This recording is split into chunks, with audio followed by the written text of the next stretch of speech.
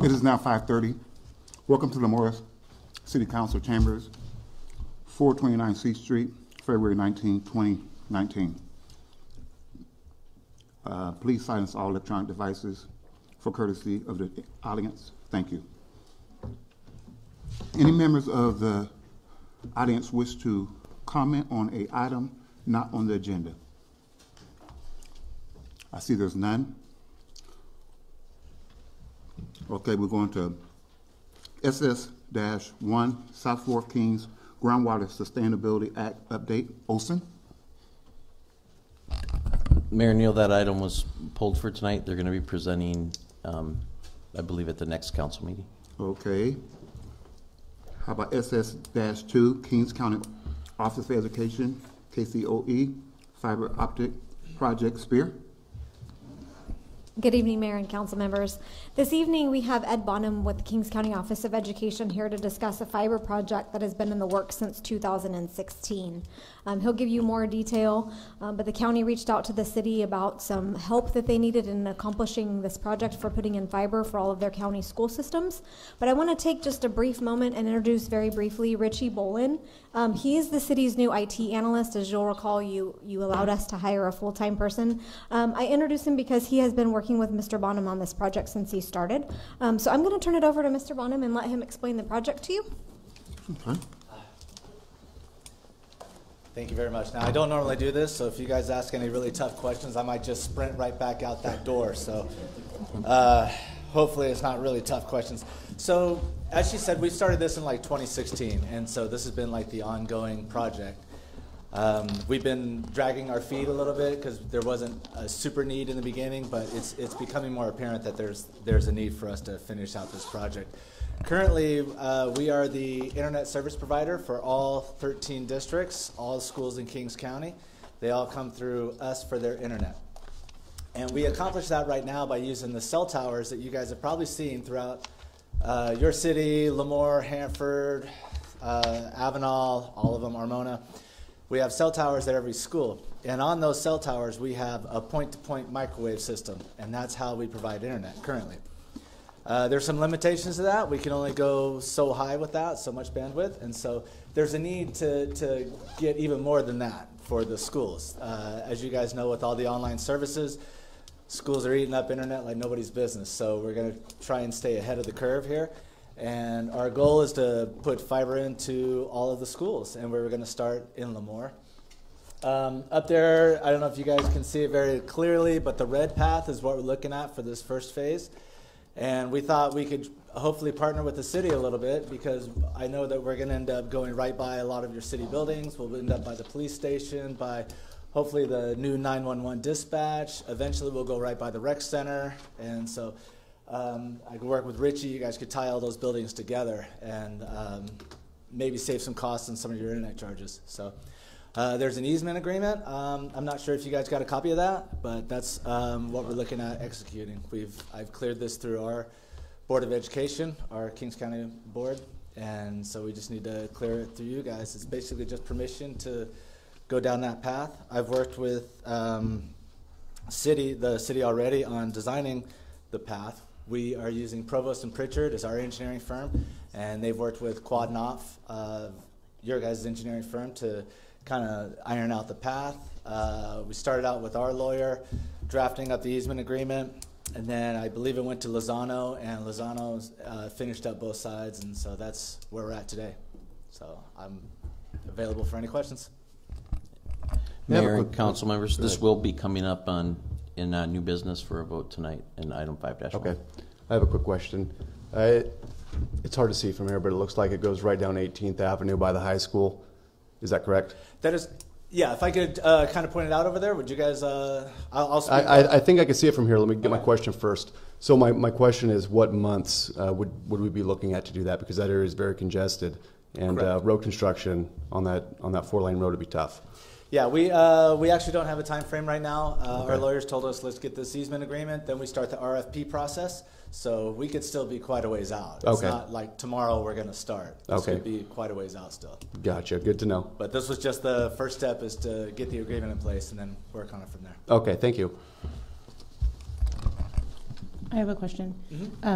Has anyone considered saving costs, or if it's possible to, while we're going to be working and updating water lines and things of that nature, if you're going to be digging up things, doing it just one time versus twice, especially in that congested area? Have we considered that? I don't know if the city has. I know we haven't. We're just kind of focused on what we need to do for the type of stuff we're doing, and I'm not sure how water lines are laid, but this is all directional. I just boring, meant if we're doing any kind of infrastructure project in that area, if we're going to be doing anything, if there's a way to save any costs, if we're going to be digging up anything, or if we're going to be running any lines anywhere, any infrastructure projects we're already working on, if that could be at least somewhat coordinated so that we could hopefully make the most out of our like I said, this is just kind of the first step, and we have to go through the RFP process, find the bidders, and then hire it out, and then we could definitely work with them and say, okay,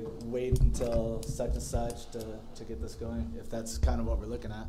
So can I ask for a consensus of council to direct staff to try and coordinate timetables so that we can, have the most value for our resources as we're going forward? I have a question before we. Go ahead. I mean, before we. I was just asking for consensus. We'll go ahead and ask for consensus. But if you have something to add, go ahead. I do. Yeah. Is on your direction. So you're going to do a lot of line boring, directional boring. So it's basically going to be a lot of no dig. It's basically going underneath the utilities, basically line boring up, popping it up through a manhole or whatever, and then hitting it again. Correct. Right. In my documentation, I didn't bring enough copies, but I believe Richie has some of the copies that I have. It actually lines out where all the vaults would be. Right. Provost and Pritchard worked with us in that, and where all those com vaults would be. And that's the only kind of excavation that you do is at the vaults, right? Yeah, so it's basically dig a hole, Yeah. it all goes underneath, a vault goes here where we just dug, and a vault goes where it pops up. Yeah. So it's none of the same technologies used to put in water lines.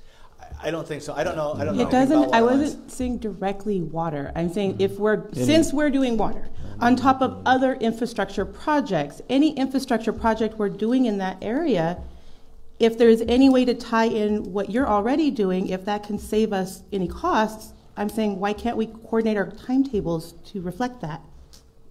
It doesn't have to be water though. Agreed. I'm just saying that it's We absolutely two would different coordinate things. that if Yeah. if it complements one another. Absolutely. Yeah, it kind of makes sense. Yes, The only thing I'd like to say though is if we do that, then we have is just I agree that if we have a hole open, if we can put multiple utilities in there within reason, but if you got multiple contractors in there, we don't want to hold up other contractors because then you have existing. If you slow down the contractor, then you incur their cost. Yeah. So I agree with Councilwoman Blair what she's stating, but we have to. go ahead. And under this agreement, there's no cost to the city on the directional boring and the lines going in return for our cooperation and not charging them a bunch of the permit fees and stuff. They will in line lay additional infrastructure for the city, so at a later time we don't have to go in and bore. So an additional lines are already being added. I believe one for the county, one for the city. One for us, and then another one. It's a spare. It's almost just as cheap to put four as it is one. Yeah. So that's we thought, well, let's do that. And if they lay empty, they lay empty. It's not really a huge cost incursion in that. It's the boring that is the big dollars.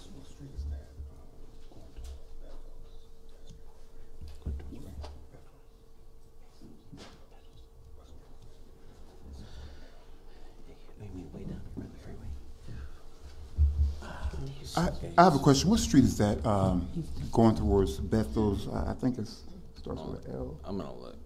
Larish or? Yes. Go ahead.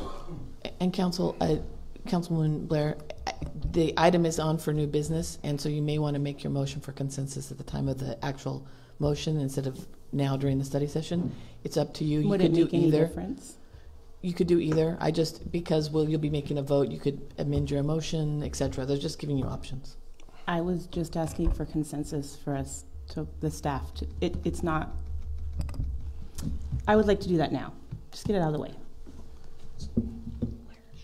Okay, on Larish, I know we were going down that memory lane back in the day where we were trying to go down there, and the people who live there, the public, they didn't want to go down that area, and I really thank you guys for that. Are you guys going to do any sidewalks over there on Larish? Because it looks like. No, all the stuff that we're doing is from what I got from the engineering, it's going to be just off the gutter. Okay. So it'll be in the street, off the gutter, Okay. not in the middle where you're going to pothole all the cars. It's going to be more towards the gutter side. Okay, now this is going from 19th to Cedar and all the way down to Brooks? To be honest, I'd have to look at the map. I'm not super familiar with all the roads in Lemoore. So this route, it starts at the King's Office of Education, which is over on the eastern boundary of the city, where Bush and D Street come together. It'll run down parallel to Bush. Looks like it's gonna go turn up by 18th, jog around and make its way eventually to Lombardi Street, because we had to go in behind the is it Lemoore Elementary right there? Because out on Bush Street out front, there's a lot of utilities already, and there's really no room, so we were having to skirt around the backside of the building there. But in the process of that, we'll be going straight by Fox Street, and a secondary phase would have these fiber lines going straight up Fox all the way to Cinnamon. Straight up Fox, all the way to Cinnamon, take a left on Cinnamon because Lemoore Elementary District office is over there. There's also going to be a new Lemoore Elementary School. So we'd be going over that way to catch those, and that goes right by the rec center. As far as I know, the new 911 dispatch, last I heard, was going to be over in that area, but I might not be, I might not have the, yeah. Okay. Yeah. Thank you. So, and then that would give and because our office, we also have a tie from our Lemoore Service Center. We actually have a fiber run that goes all the way to our Hanford office, and that ties right into the county's main office over there also. So we could actually have the 911 dispatch connected all the way through to the county site in Hanford. Would it be even possible then, if that's another infrastructure project, for example, that if there's funds going in that direction, if we can piggyback any funding? I just mean in terms of saving costs, is there any way, if we already have an infrastructure project going on where we're doing any boring or anything at all, that maybe the state might be able to pick up the cost, or part of that grant might be able to pick up the cost instead of a separate cost? And is there any way to do that? So the city has not at this point looked at any grant funding for this project yet, because it was a project that was being done by the county. That doesn't mean there may not be. I don't know if there's any educational grants out there we may qualify for, but we can look into that. Awesome. See how that's another infrastructure project we're already doing that I'd like to ask for consensus that we direct staff to try to coordinate timetables of our infrastructure projects to coordinate with this project so that we can hopefully save costs and possibly qualify for additional monies through grants or such things like that. Sure, I don't see no problem with it. I mean, if we can get a grant, or, you know, my thing is as long as we don't hold up each other's projects, because that costs time as money. So I mean, if it all goes in the same hole, and I mean, we can work projects around, that's just smart business. So yeah, I concur. Agreed. Thank you. Absolutely. Concur. Motion carries, so. No, there's no motion. No motion? Thank Okay. you. It'll come back later. Come back later. Okay. Okay, thank you. Thank you for the presentation, sir. Okay, we're gonna go to SS3, Lemoore Police Department Annual Report. Mr. Smith. Good evening, Mayor, council members. Tonight I'm excited to present our 2018 Lemoore Police Department Annual Report. In front of you, you have a long version of that report, which is around 30 pages, and it has a lot of information regarding every facet of what we do in the Lemoore Police Department, sworn and non-sworn personnel. Tonight, I'm going to go through the publisher version just to show how detailed it is, and give credit to my executive assistant, Valerie Caceres, who put this together. And if you've seen this report over the last few years, it's really evolved into a very, very professional-looking document that I'm very proud of. So Marissa's just going to kind of go through these 30 pages of the report that you have in front of you, and then I'm going to give you the Reader's Digest version presentation tonight, which should be around 10 minutes. And then I'll have time at the end to open it up for questions from you or anyone from the public. And you guys have all of the information in front of you. Please feel free to look at that at your leisure. And if you have any specific questions, you know where I am. You could ask those also at your leisure. But going through this again, it goes into every facet of our organization. And for 2018, I'm really excited to report out that we had a very productive year. And I say that because I don't want to use the term good, because for me and being a police chief, and the priority is to keep our community safe and public safety. So for me, 0 tolerance is our tolerance level when it comes to crime. That's not practical or realistic, but that's the level that I have as a personal goal. We're never going to accomplish that. But what you will see throughout this presentation tonight, I'm going to go over and hit the highlights of the areas that I think are significant that our council and our public need to know about. Which button, Marissa? This one, right here? Okay.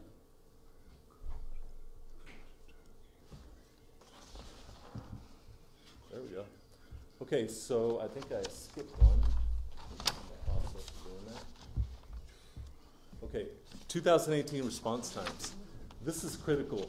In 2014, we had a response time of around 4 minutes and right around 10 seconds. So in 2014, we had Proposition 47 that passed, and then Proposition 57 the following year.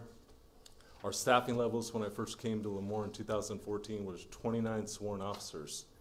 And I noticed that at the time, the budget had 10 allocated reserve positions, but we only had 2 of those filled. So one of my highest priority was to reduce that priority 1 response time. And as you can see in 2018, our response time is down to 3 minutes and 40 seconds. And I'll get into where I think the most significant impact in the reduction of that priority 1 reduction in response time comes from. So you'll see that calls have increased in the next slide. Calls have increased overall by 16% in 2018. The majority of those calls are represented by the proactive work that my officers do on a daily basis with the goal to reduce crime and disorder. So just to give you an idea, if you have 47,000 calls for service in 2018, 7,000 of those calls were traffic stops alone. Okay, so just to give you an idea that because the calls are going up doesn't necessarily mean that crime is going up. In reality, what we want to accomplish, if you see the graph in major crimes, is we want to accomplish a reduction in crime. And this year is our lowest crime rate in 5 years. You see the major crime category that's reported to the FBI every year. These are the major crimes that we have to report. You see that we had a significant reduction in homicide. Last year we had 3. This year in 2018 we had 0. Rape, we had a slight reduction, and in 2013 they changed the classification of all sexual assaults are now classified under rape. So that number is not in your, perception of rape would be, most of us have a perception of what that actually is. Mm-hmm. This includes all sexual assaults that involve the basic act of sexual act. Okay. So that increased the numbers in 2013 for our city, and that's now incorporated in the rape classification. Assaults, they incorporate every assault from a minor battery to a felonious assault.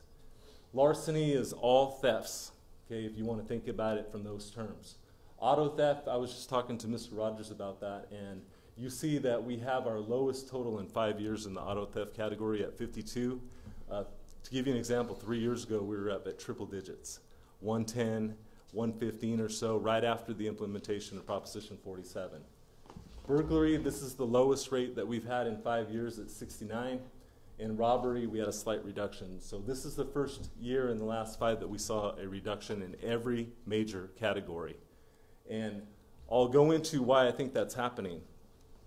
If you look at throughout the state and you Google crime in California, you're going to get mixed results. And one thing that major property crime has increased over the last few years as a result of Proposition 47 and 57. And quite frankly, some organizations have just quit making arrests. And they quit making arrests in areas of narcotic violations because they're no longer felonies, they're classified as misdemeanor. So prior to Proposition 47, if you possessed methamphetamine, you would go to jail. It's a felony. After Proposition 47, it's now a misdemeanor crime. So when our officers encounter methamphetamine, simple possession of methamphetamine, they take the drug away and they give them a citation and they are supposed to go to court, okay? So a lot of agencies have been discouraged with that, not us. Our arrests have stayed or increased in the total amount over every year, because I think it's really important that we don't focus on the instant gratification from the results of making an arrest for narcotic violations, because we all know that those people who are involved in narcotics are also the ones breaking into your car to steal your stereo, or breaking into your homes to steal your TV. So it encompasses not only narcotics, but it's a greater scheme or sphere of influence from these same criminals who may have a habit, narcotics, right? But they also have to support that habit with other crime. So I always tell them to don't focus on the destination, to enjoy the journey. And that's the way we need to approach our law enforcement efforts in order to keep our communities safe. So that's like a catch-22, what you're saying with the narcotics and with burger, they have to support their addiction, or so they break in cars and Correct. Okay. Yeah, there's a direct correlation between that. I have a question then for follow-up then, Yeah. since you brought it up. So the idea behind changing the idea of from a high crime felony to a misdemeanor was that if they were just on drugs, not necessarily committing any other crime, it's sort of they're not necessarily breaking into a car then. I mean, if they're breaking into a car, of course you should arrest them for that. But if they're not doing that, I'm just curious to know if we're following the exact same pattern that the rest of the state is doing, or if we're doing our own thing. So I would say that we're doing the proper thing. We are enforcing the laws that we have to enforce, that the state administers.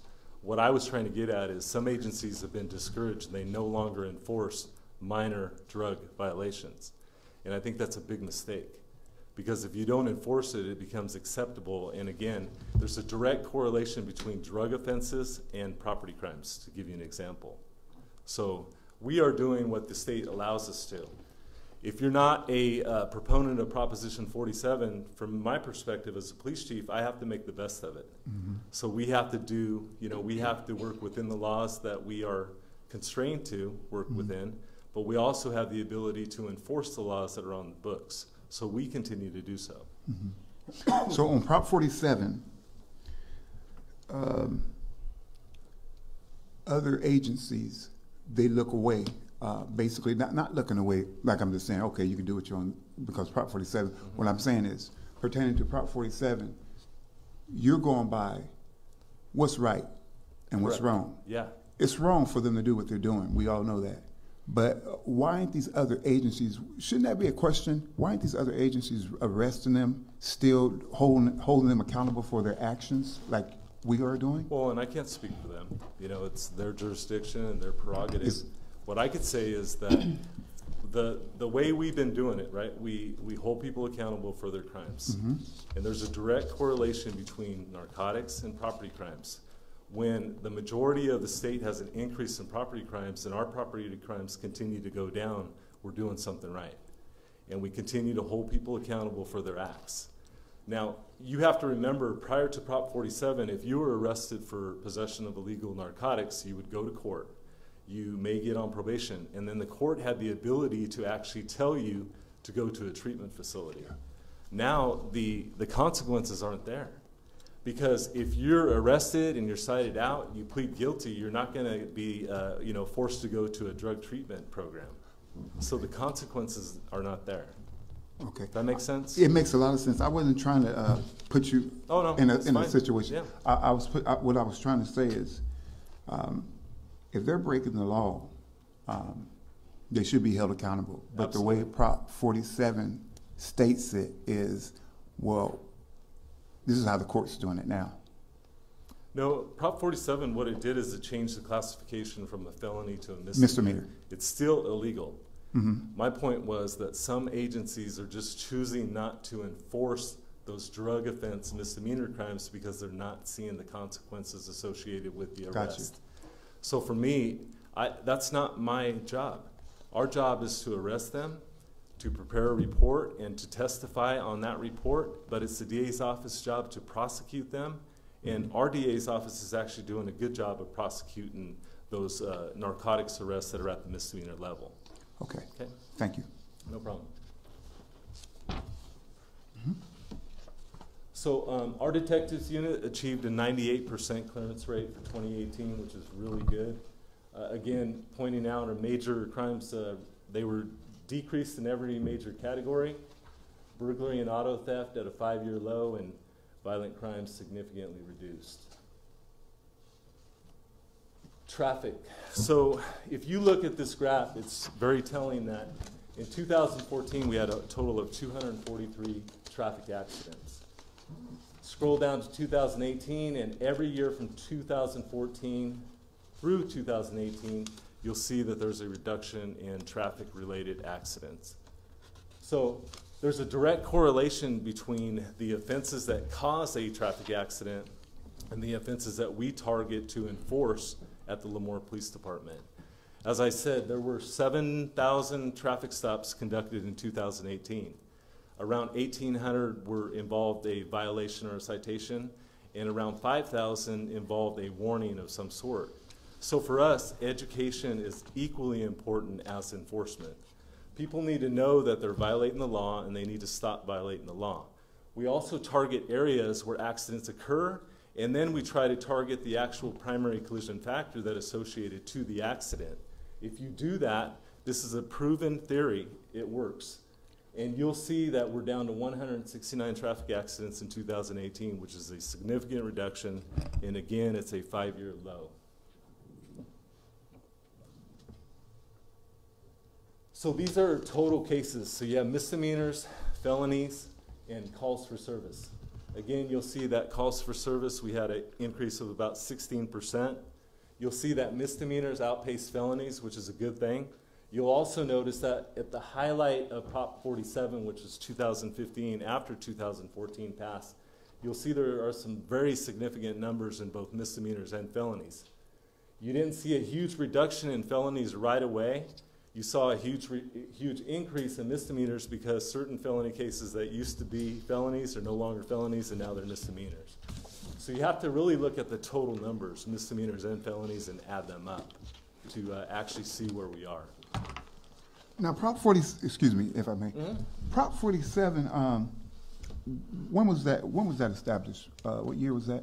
So that was 2014. 2014. Yes. And I'm looking at 2014, how it was up higher, and then it goes down lower in 2015, goes lower. And when it was in place, you understand what I'm trying to say? Yeah, absolutely. And so it seems like when you didn't put the brakes on them, it was not out of control. But when you put the brakes on them, that's when it seemed like it got out of control. Instead of being opposite. Yeah, see, I don't know what you're... You don't know what I'm saying? Yeah, okay. Tell me exactly what you're looking at. Okay, I'm looking at, if you look at calls for service. Oh, that has nothing to do with Prop 47, calls for service. Okay, how about felonies and cases? Yes. It goes up, in 2018, it was 644. And you said this was classified in 2014.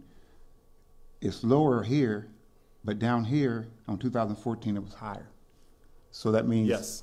So prior to Prop 47, right? Felonies were felonies. After implementation of Prop 47, certain felonies are now misdemeanors. That's why you saw an increase in misdemeanor crimes versus felony crimes. Wow. So the crimes were still there; they were just reclassified. Okay. Does that make sense? Absolutely. Okay. I have a question about our traffic citations. I'm just making sure I'm reading this correctly. Sure. You have -1% for the moving violations, and then you have 45% jump from 2017 to 2018 in parking violations. Yes. Is there any reason why you think that? Because the other jumps are down 1%, up 3%, and this is a jump of 45%. Is there any correlation to what might be causing that? None at all. So to put that into context, that equates to 1.3 parking sites a day. If you have 39 sworn officers, to give you an example, right? 39 sworn officers, that's around 16 parking tickets a year. So a little over one a month. So however the number is 45% increase, in context it's very minimal. Well, I'm just curious to know if, just for example, if there was a concentration of parking tickets days that we have something going on at the city, or that we otherwise have something, scheduled, if we can see if we might need parking in some congested areas, perhaps that's something the city might need to know. If it's all spread out, that's a different story, but if it's in a particular area or zone, it might indicate that we need more parking in some area of the city, because it's a big jump in 1 year. Yeah, so most parking related incidents are driven by people calling in the offense. So that's how most of them are generated. And then you have your egregious ones where handicap parking violations are, aggressively enforced. But for the most part, it's people calling in saying that, hey, someone's illegally parked and it's a nuisance, and then we address it. Parking violations is not a priority for me as a police chief. Okay. It's a collateral duty of our quality of life issues that we experience in our city. I totally understand that. I know you have bigger stuff to deal with at the department, but for us, just because we have a lot of infrastructure projects we have to look at, is there any way that we could ask that number maybe at a later date to be given to us if there is any sort of congestion linked to that high jump? Yeah, I don't know what number you're asking for. Well, there's an increase of 45% in the traffic violations and the parking violations, and I'm just curious to know if they're happening in the same area of town or in different areas, because that may indicate for us that as we're working on infrastructure, we may need additional parking in a particular area if that's the case. And you would have those numbers, so I'm just asking, is for us, that might be important, even though I know that isn't necessarily a priority for the department. Yeah, I mean, every violation has a location attached to it. From my knowledge, I don't know of any, major parking concern that we have in our city to, say that there's a problem in a certain area. Those are pretty much scattered throughout our city. Oh, so you already know that then? You don't have to go back and look? No, that's my assumption, and I don't know if there was a parking problem in a certain area of our city, I would know about that. What I'm saying is my assumption is that it's scattered throughout our city, and every violation has a location attached to it. Okay.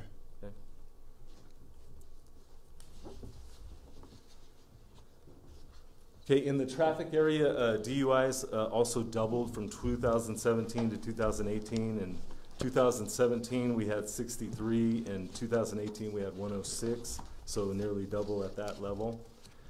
Then moving on to why I believe that we have a successful, relationship with our community, and that's through community-oriented policing, building partnerships and trust within our city.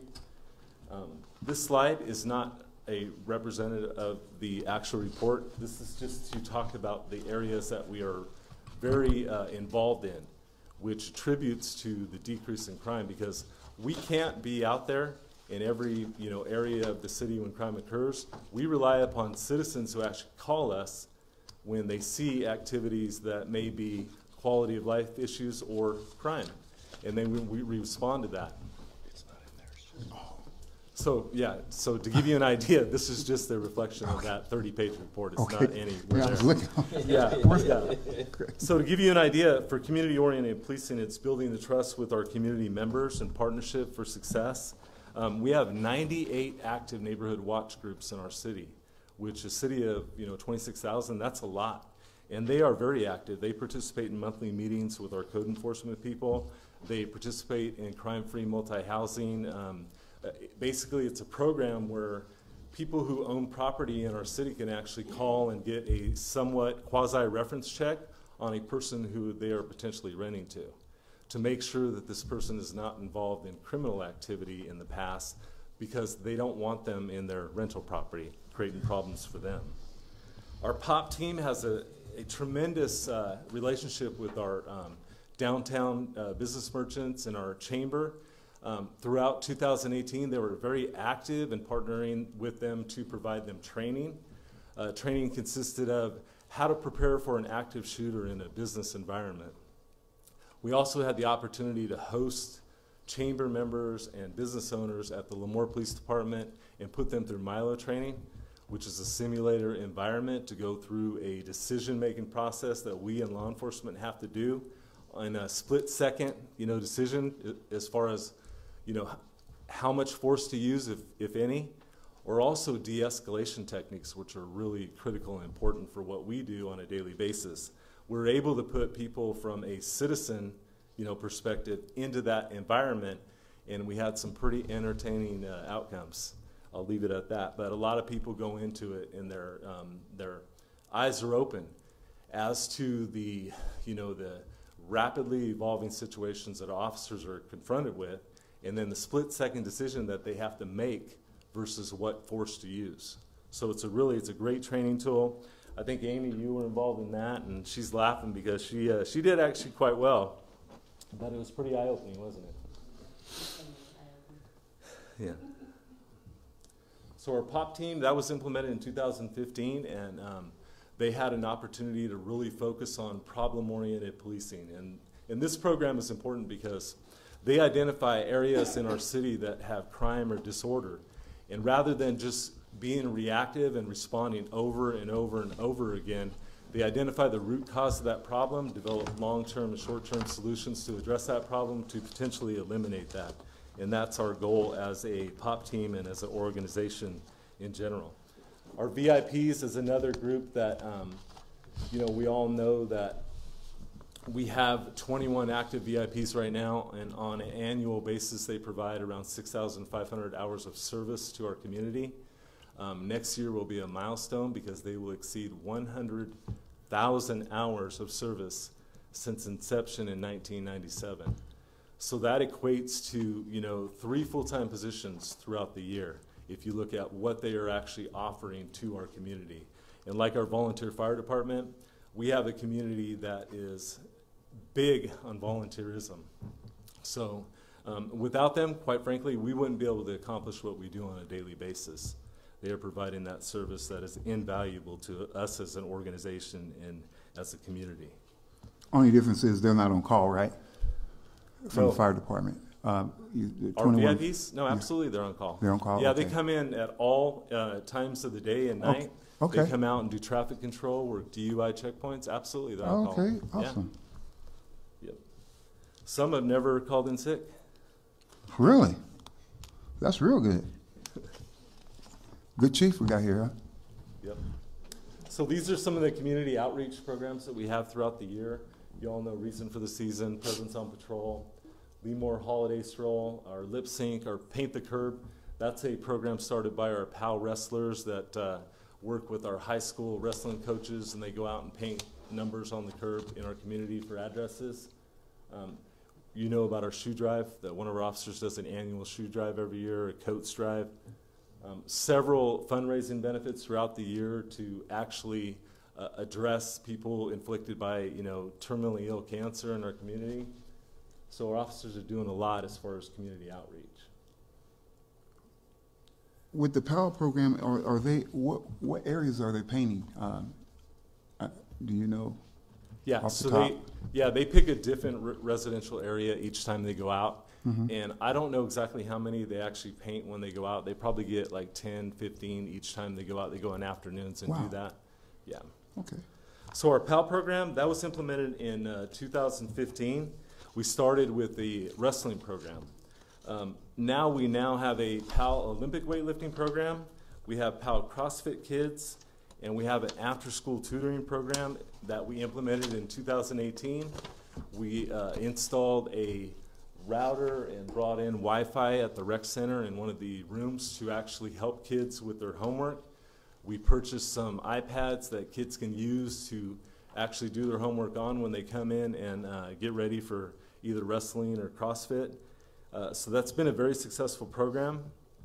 This year we'll have our fundraiser June 1st. If you're a golfer, please come out and support that program. If you don't golf, you can still come out and support the program. So we have a lot of things going on with PAL, and I'd like to point out that all of our PAL coaches are volunteers. None of our people are paid in that position, including the officers volunteer their time to coach, and their participation is completely voluntary.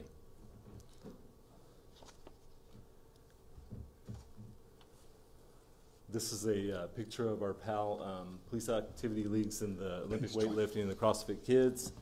And you all know our Explorer program is up to about 20 kids. Recently, they had an opportunity to participate at Pebble Beach and do parking enforcement. They were able to earn some funds for their Explorer program. So we're hoping to get a nice chunk of change back for their participation in that. And it was quite an experience for them to go and experience that as well.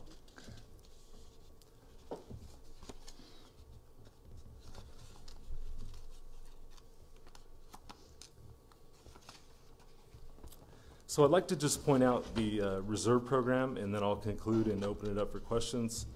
So our reserves, we have 7 reserves in 2018, 6 level 1s and 1 level 2. 3 of them got picked up to be full-time police officers based on vacancies within the department.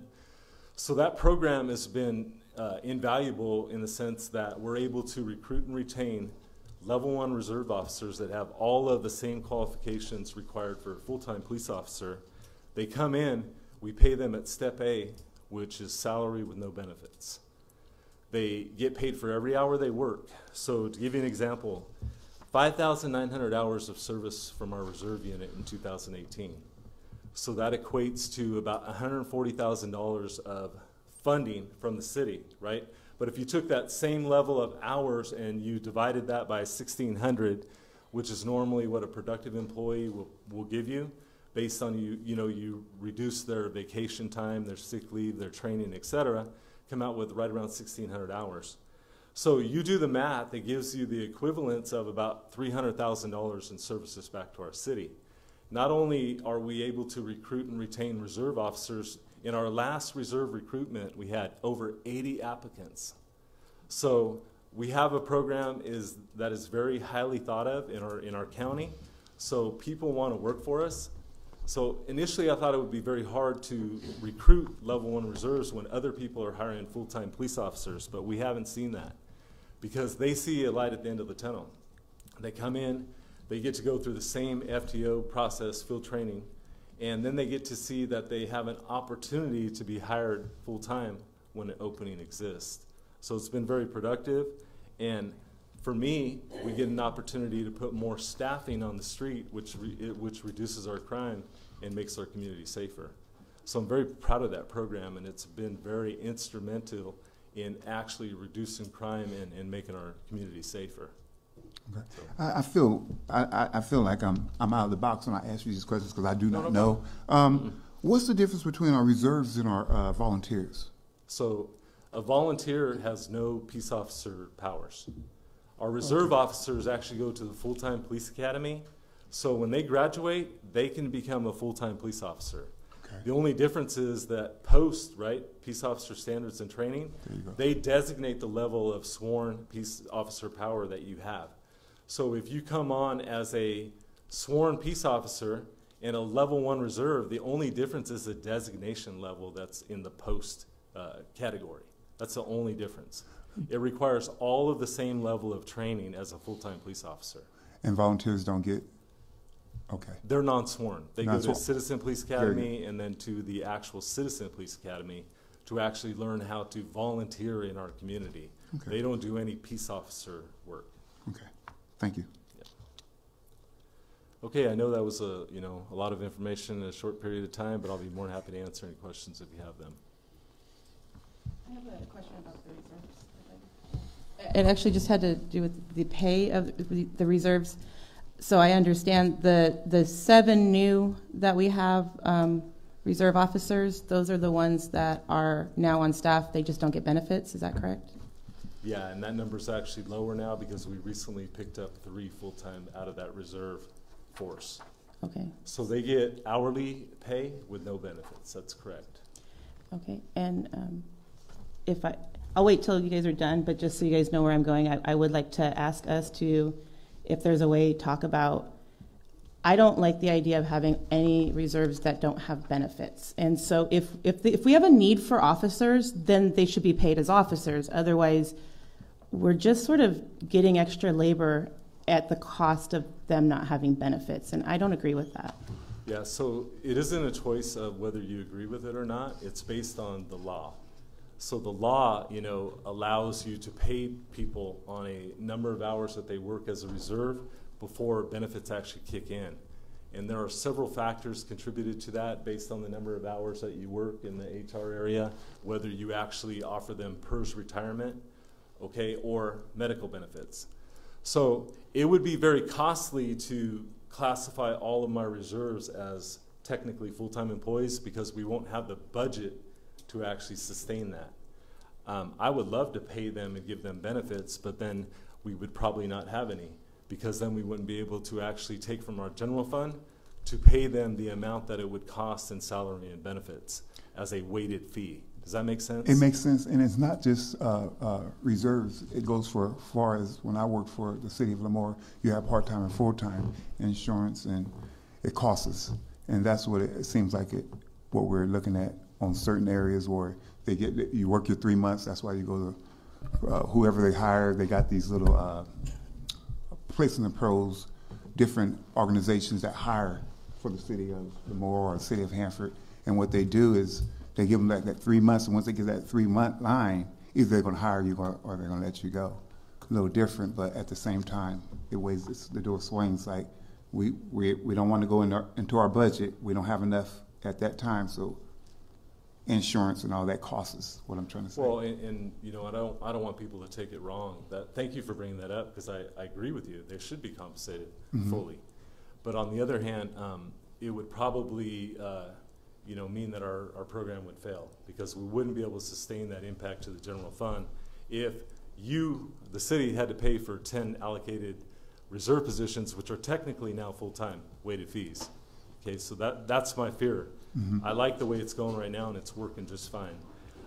Another thing that you can also, to give you an example, not every agency in Kings County pays their reserves.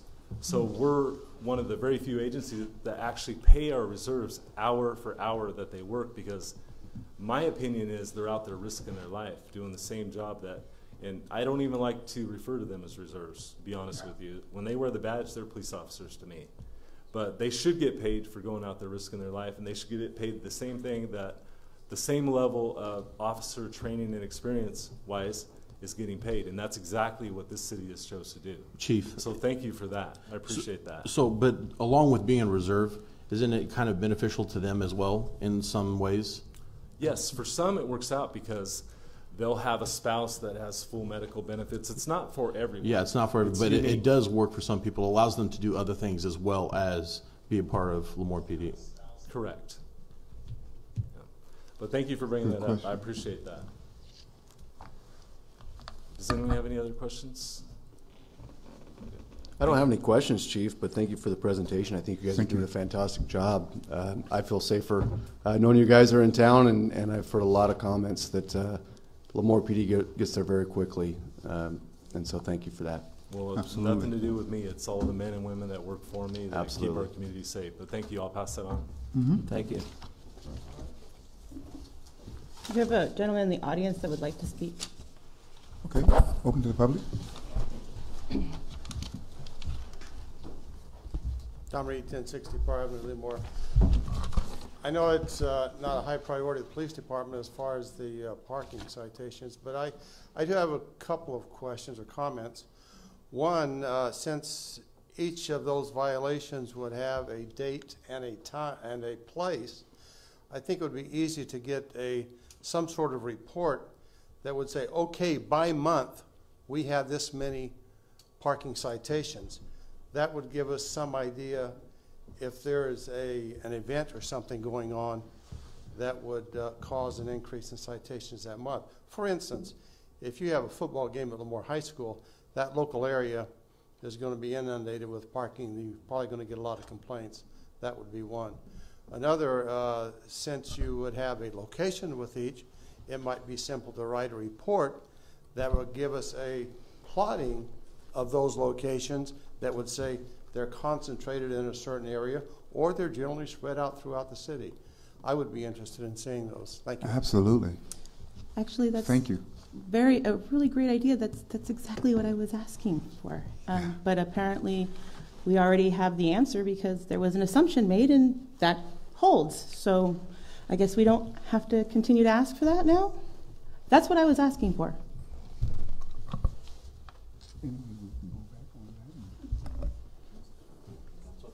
Can we get a consensus of that? Well, thing is I think we can get a consensus of it. It's just, I'll just leave it go there. Chief, I got a question for you. Do you normally, if you see issues in the city of Lemoore, parking issues, do you normally bring them up to the city manager and other people, and you talk about it as a staff? Of course. I bet you do. Yes. Okay, so I agree with what everybody's saying. Hey, if you see a trend, bring it up. You bring it up to the city manager. I mean, to me, it's kind of common sense. Yeah, I'm cool with that.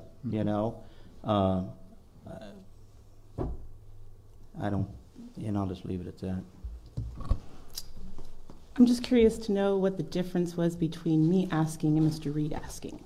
There was no difference. My thing is that you should have came back and asked for to finish your consensus. I apologize for that, but anyway, I'm going down a rabbit hole. First, you don't succeed, please repeat yourself. So we got. Well, let's get back to the agenda. Thank you. We're going to go on to. Are you all done, Chief? Are you, Chief? You're done? Or you? No, I'm just asking. Okay. Yeah. It's okay. Thank you, sir. We're going to go into closed session. We're going to go to conference with legal counsel anticipated. Mr. Mayor, we didn't get a consensus. I mean, I said something I did to everybody else. I thought we got a nod. Okay. Okay, I apologize. Did we get a nod, or I thought we did? Yeah. Okay. Yeah. Sorry, I didn't see I that, think so we I got thought it. I'd ask again. We got it. Thank you. Okay, I didn't hear that, so It's I thought okay. I'd ask again. Thank you. All right, Mr. Rogers. Okay, closed session. Conference with legal counsel, anticipated litigations, government code section 54956.9, significant exposure of litigations pursuant of paragraph 2 or 3 of subdivision D of section 54956.9, 2 cases. Where we at? Mike? Council, the agenda was amended that's on the- Friday, and it's 4 cases. Okay. From now on, okay.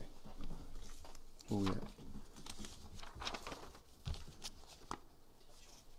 Where is it at? Okay, 4 cases, okay. See it now. Okay, number 2, comments with legal counsel, anticipated litigations, government code section 54956.9, initiations of litigations pursuant of paragraph 4 of subdivision. Excuse me? Okay, I would like to have some order in here when I'm on the mic, please. Everybody can hear.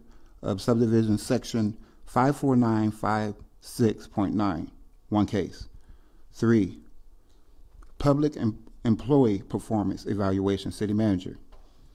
4, conference with legal counsel, existing litigations, government code section 54956.9 D1, City of Lemoore versus Holly Andre Blair, case number 119C 0043.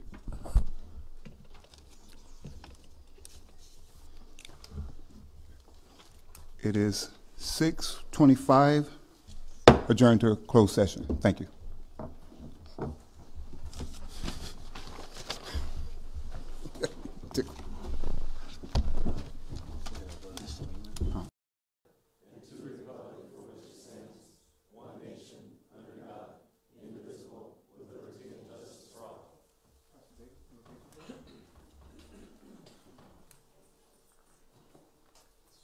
With bowed heads, oh God, we thank you and we praise you for allowing us to see this day.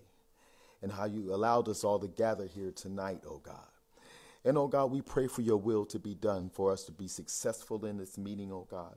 Oh God, for each and every one to be protected, oh God, for each and every one, oh God, to be led by you.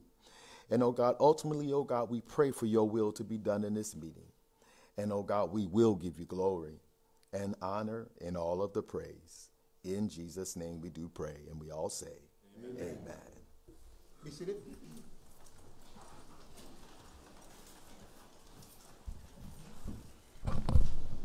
Go ahead. City Attorney? Yes, just wanted to make an announcement. There is nothing to report out of closed session. However, closed session item number 4 has been the only topic discussed. Following the regular meeting, council will re-adjourn into closed session for items 1, 2, and 3. All right, D. Agenda approval, additions and or deletions. Any? I see there's none. Okay, roll call, President, council members. Mayor Neal, Here.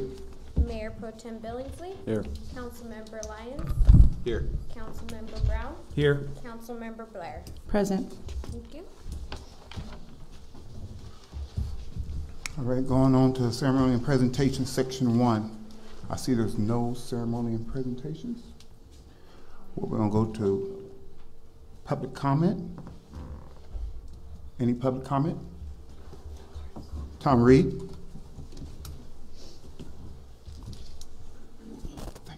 Tom Reed, 1065 Lemoore. The February 5th council meeting was not one we should be proud of. Mayor Neal, you have had a year to evaluate the performance of the city manager as to whether he deserved a raise, yet you took a pass for additional time. Council members Billingsley and Lyons, being on the council a short time, your need for more time was valid. Councilmember Brown, you also had a year to evaluate the performance of the city manager, and I believe you voted your conscience. Councilmember Blair, you also have had a year to evaluate the performance of the city manager as to whether he deserved a raise, and I believe your vote was because of your apparent dislike for Mr. Olson, and not because of a perceived notion that other city employees may have foregone a raise, or because his performance did not warrant a raise. I find it surprising that 2 council members voted no on the creation of a rate stabilization fund, which was not an expenditure of monies nor an increase in fee or taxes to the citizenry, but merely a designated savings fund to help ensure the city of Lemoore can meet its bond payments. A fund which could also be tapped for other uses if the need were to arise. I also find it surprising that 2 council members voted no on a resolution to ensure protection for the city and bondholders. This resolution was merely a boilerplate for best practices. I would submit that all of you have likely signed documents to purchase a house or a car without reading all of the boilerplate wording. And not one of you in this instance thought to ask for an opinion on this resolution from the city attorney. The actual resolution to authorize the issuance of the bonds did pass by a 4-1 vote. I can only suppose the dissenting vote was not in favor of improving the water quality for all Lemoore residents and was in favor of potential fines from the California state government for failure to meet state standards.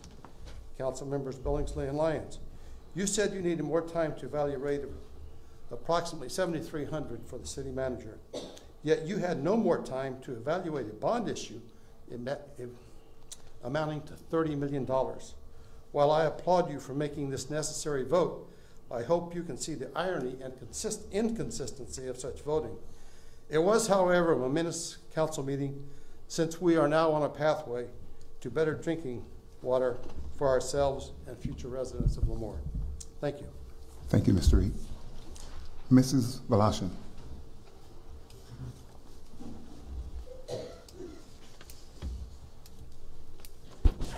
Connie Walashan, 523 C Street in Lemoore.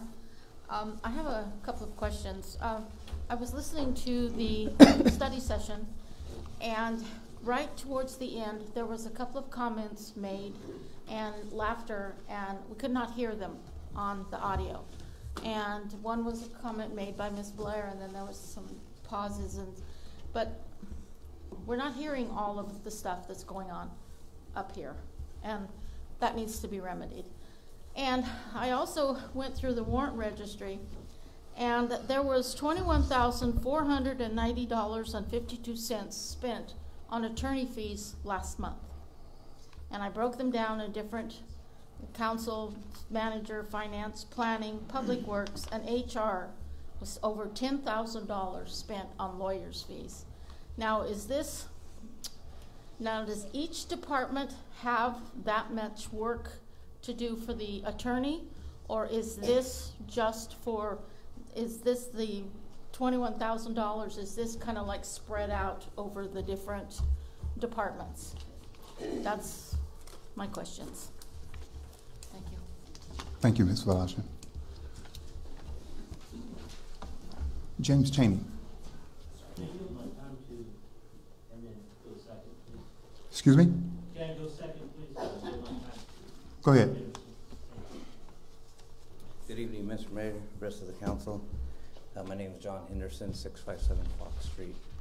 I'm here tonight representing the Lemoore Police Officers Association, and I have a letter I'd like to read. The members of the Lemoore Police Officers Association are saddened by some very unfortunate action and thoughts by a member of the Lemoore City Council that we feel are inappropriate and potentially could bring harm to members of the Lemoore Police Department and the law enforcement community in general.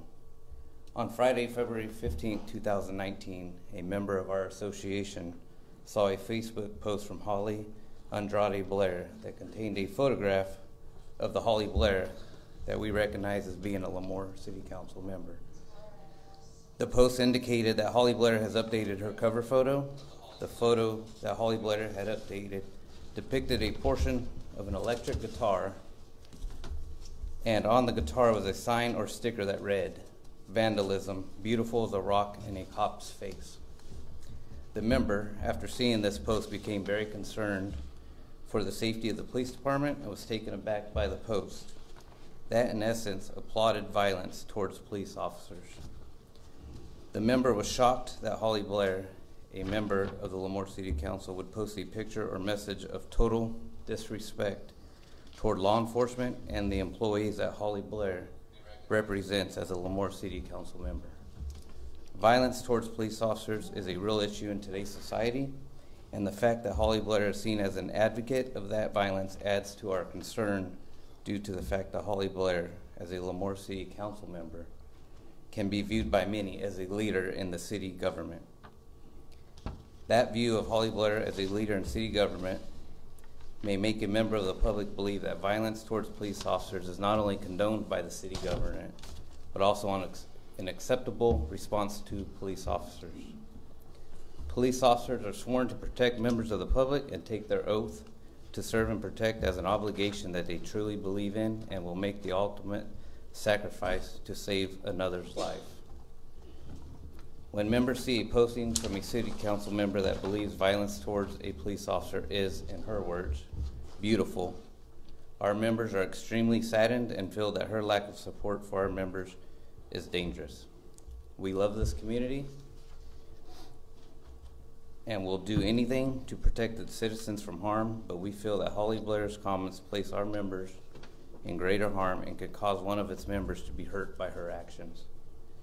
All city employees are governed by City of Lemoore Personnel System guidelines that in section 11.2, subsection 2 indicate that it is a violation of any city employee to be discourteous or have disrespectful treatment of other employees, customers, suppliers, or visitors.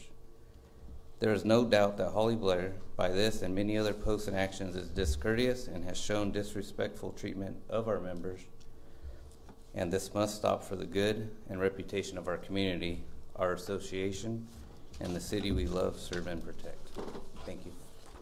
Thank you. Mr. Cheney, are you ready?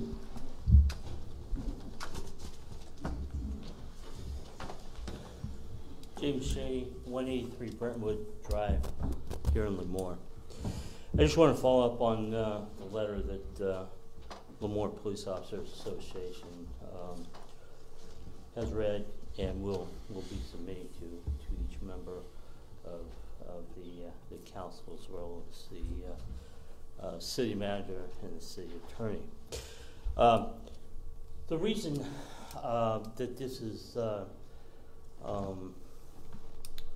troublesome to us, and it really saddens us to come to before the city council. I've never come before the city council complained about anything before in my life. This is the first time. But this deeply saddens me, and it very much concerns me. The reason it concerns me, each member of the council was elected to this council because they have overwhelming support from the community. They were able to garner enough votes so that they were placed on city council. So each of you are seen as having or as being a leader in the community. Being a leader in the community and then advocating violence towards police officers makes people feel that, again, as we say in our letter, that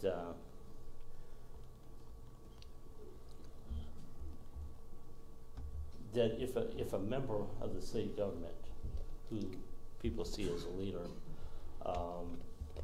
advocates violence towards a police officer, it tends to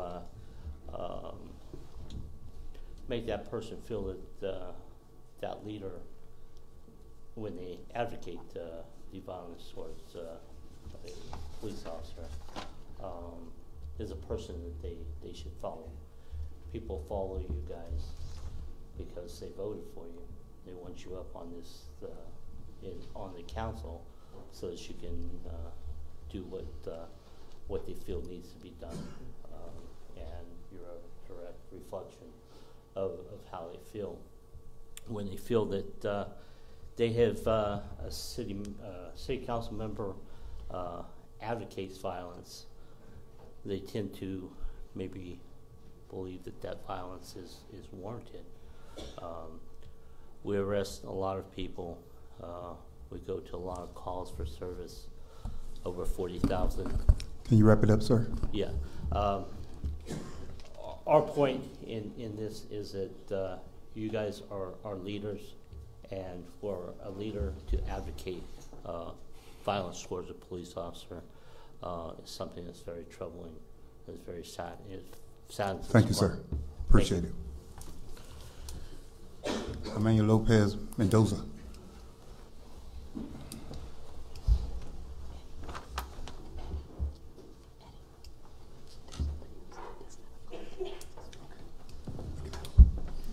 Good afternoon, Council. Mine's going to be a quick report. This Thursday, I just want to remind the community we have a food day from 10 till the food is all gone. And also this Saturday, February 23rd at 6 in the Golden Arena, we have the women basketball game. It's their last game of the season. This semester, we actually have 2 basketball teams. For a lot of people that didn't know, for the first time, we had a men's basketball team. So now we have 2 basketball teams, and hopefully in the future, the sports in West Hills College will grow. Also, we might team up with Fresno FC. As a lot of people know, they are a 2nd division professional team, and they're under Major League Soccer. So hopefully we can make that connection, and they could help us with growing our soccer in Lemoore as well, and then also promoting their games. So hopefully we get that done. So just let you guys know. Who are you guys playing against? The last game? To be honest, I did not see who we were playing against, but I just know we have. I didn't mean to put you on the spot. It's okay. I haven't been to a game also, and I have so much homework. Okay, thank you, sir. Anybody else? Thank you very much. Colby Wells, Visalia, Southern California Gas Company. I'm the public affairs manager, and as many of you or all of you know, SoCal Gas represents the residents of Lemoore. We provide natural gas. Just wanted to give you a quick update on what's going on in the natural gas world right now in the state of California. To be honest, it's not good. The state of California is working towards its greenhouse goals emissions for 2030 and also 2050. And as a part of those, the goals, the state has decided that electrification is the path that they want to take. And in the electrification, basically every single building in the state of California electrified. Elimination of natural gas completely. And I don't say that lightly, yeah. Last year, AB 3232 was introduced into the legislature. That would have required all new buildings by 2022 to be electric, and by 2030, all existing building stock to be retrofitted at the owner's expense to electrification. And so obviously the gas company didn't like that very much. Not just us, but it was a wide coalition of businesses, organizations, and individuals fought this bill back. We got it changed to a study bill, which currently is working its magic in studying electrification instead of actually doing it. But what I wanted to impart to you is that they're taking the choice away, right? The state is going down this avenue of electrification when natural gas has an alternative. Yes, we're a fossil fuel, but SoCal Gas is launching on renewable natural gas, which to the San Joaquin Valley is huge. We have a lot of bio waste here. We have green waste. We can take all of that breaks down into methane and put it back into our pipelines. And that's a renewable form of natural gas. And it's actually a net negative on the carbon side.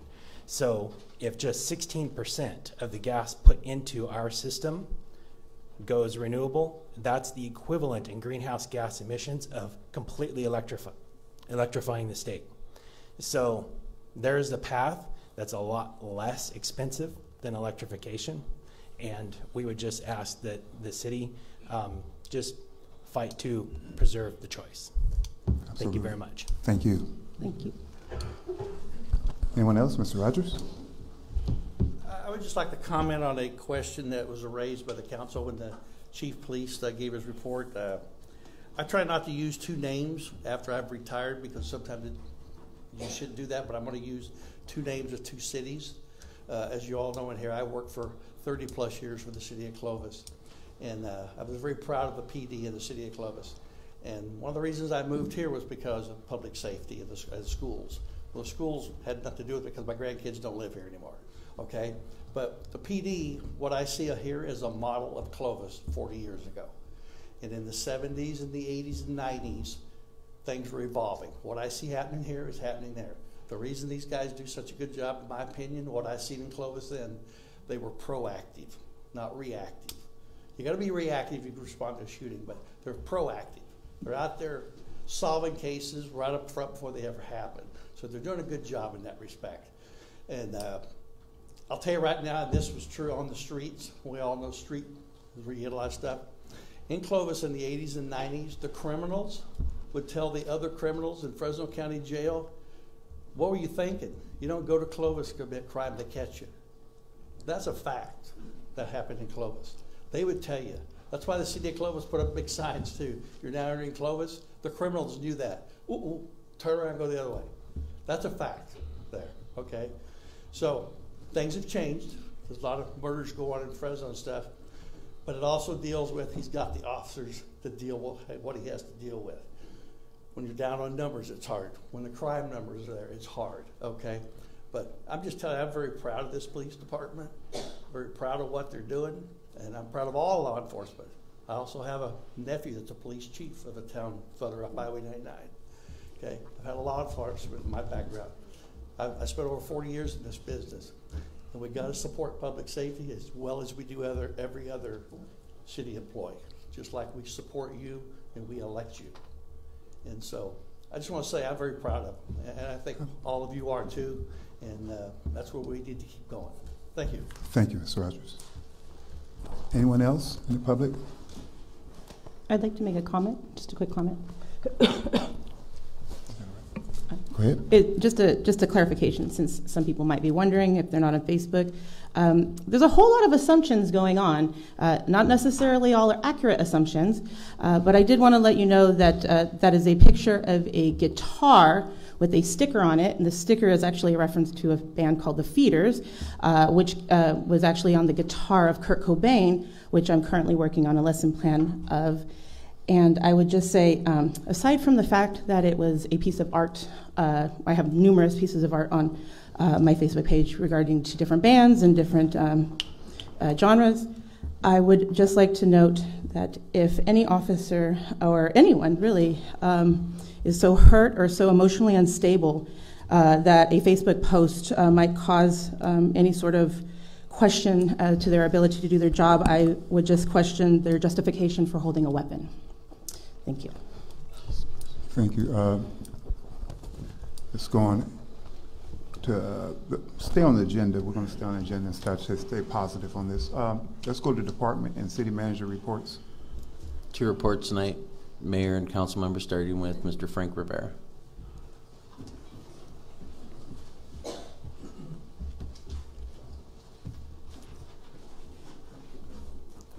Good evening, Mayor and members of City Council. Nathan and I have been kind of updating you on well number 10. We're still being positive. Today, our contractor got down to about the 330 foot depth. That's where the subsidence occurred. They went in there, straightened up the 20-inch outer casing as best they can. Tomorrow, they'll actually send a tool in there to round that section out and then insert a more thicker liner to allow a camera to go into a deeper depth.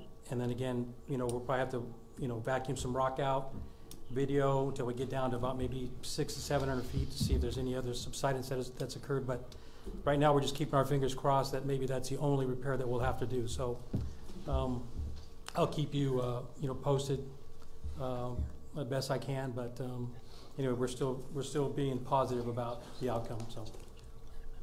Okay. Thank you. Thank you.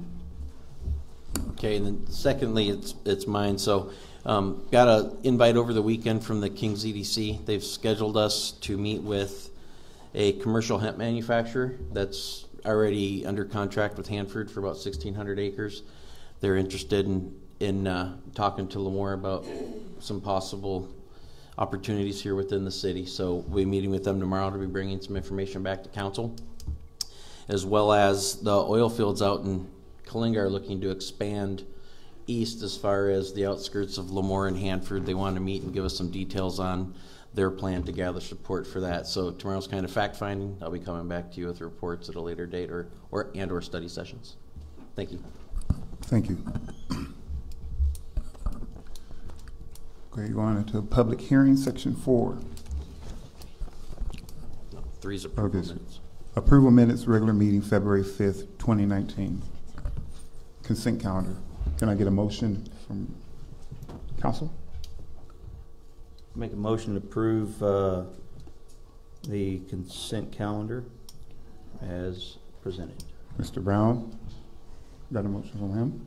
Second. Got a second from Mr. Lyons? Mr. Brown? Aye. Mr. Lyons? Aye. Mr. Billingsley? Aye.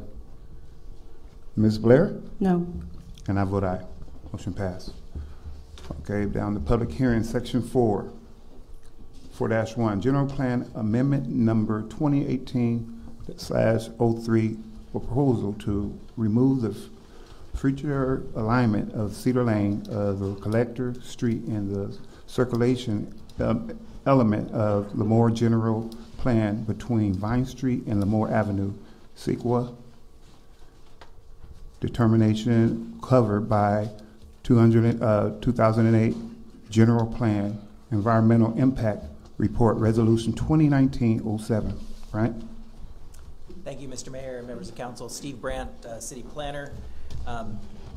This is a general plan amendment that's being proposed to you.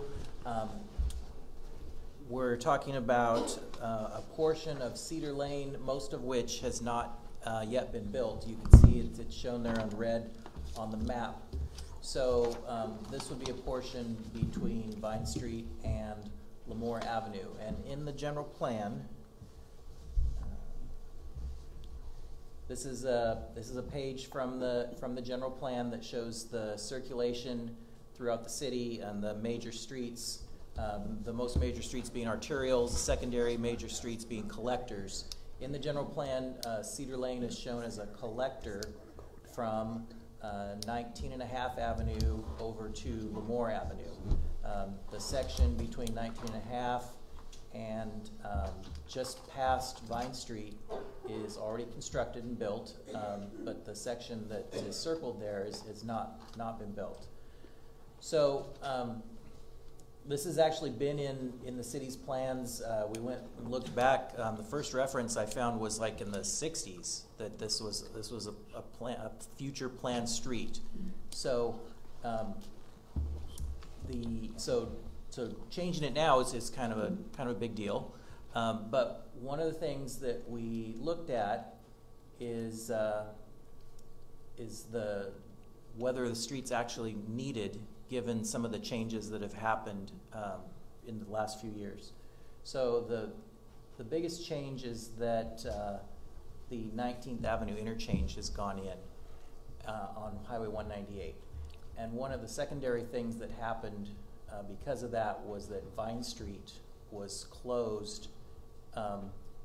You were no longer able to cross Highway 198 on Vine Street. So if you'll recall, and I think the mayor was on the council then, there was a discussion about where the alignment of Cedar Avenue or Cedar Lane was going to come out onto Lemoore Avenue, and we brought you 3 proposals, and you chose one, and I think I've got a picture of that. This just shows the area, and the area that's of the street that's between Vine Street and Brooks Drive, that's built already, and that would stay. It would just be called a local street now. But this is showing the other streets in the area. So this was the alignment that was selected in 2014, and it was selected because of a number of factors. One of them is that the street can't come out and connect to Lemoore Avenue too far south to be so close to the interchange. Caltrans wouldn't allow that. If you get too far north, then it's too close to Larish Avenue. So this was the alignment that was chosen.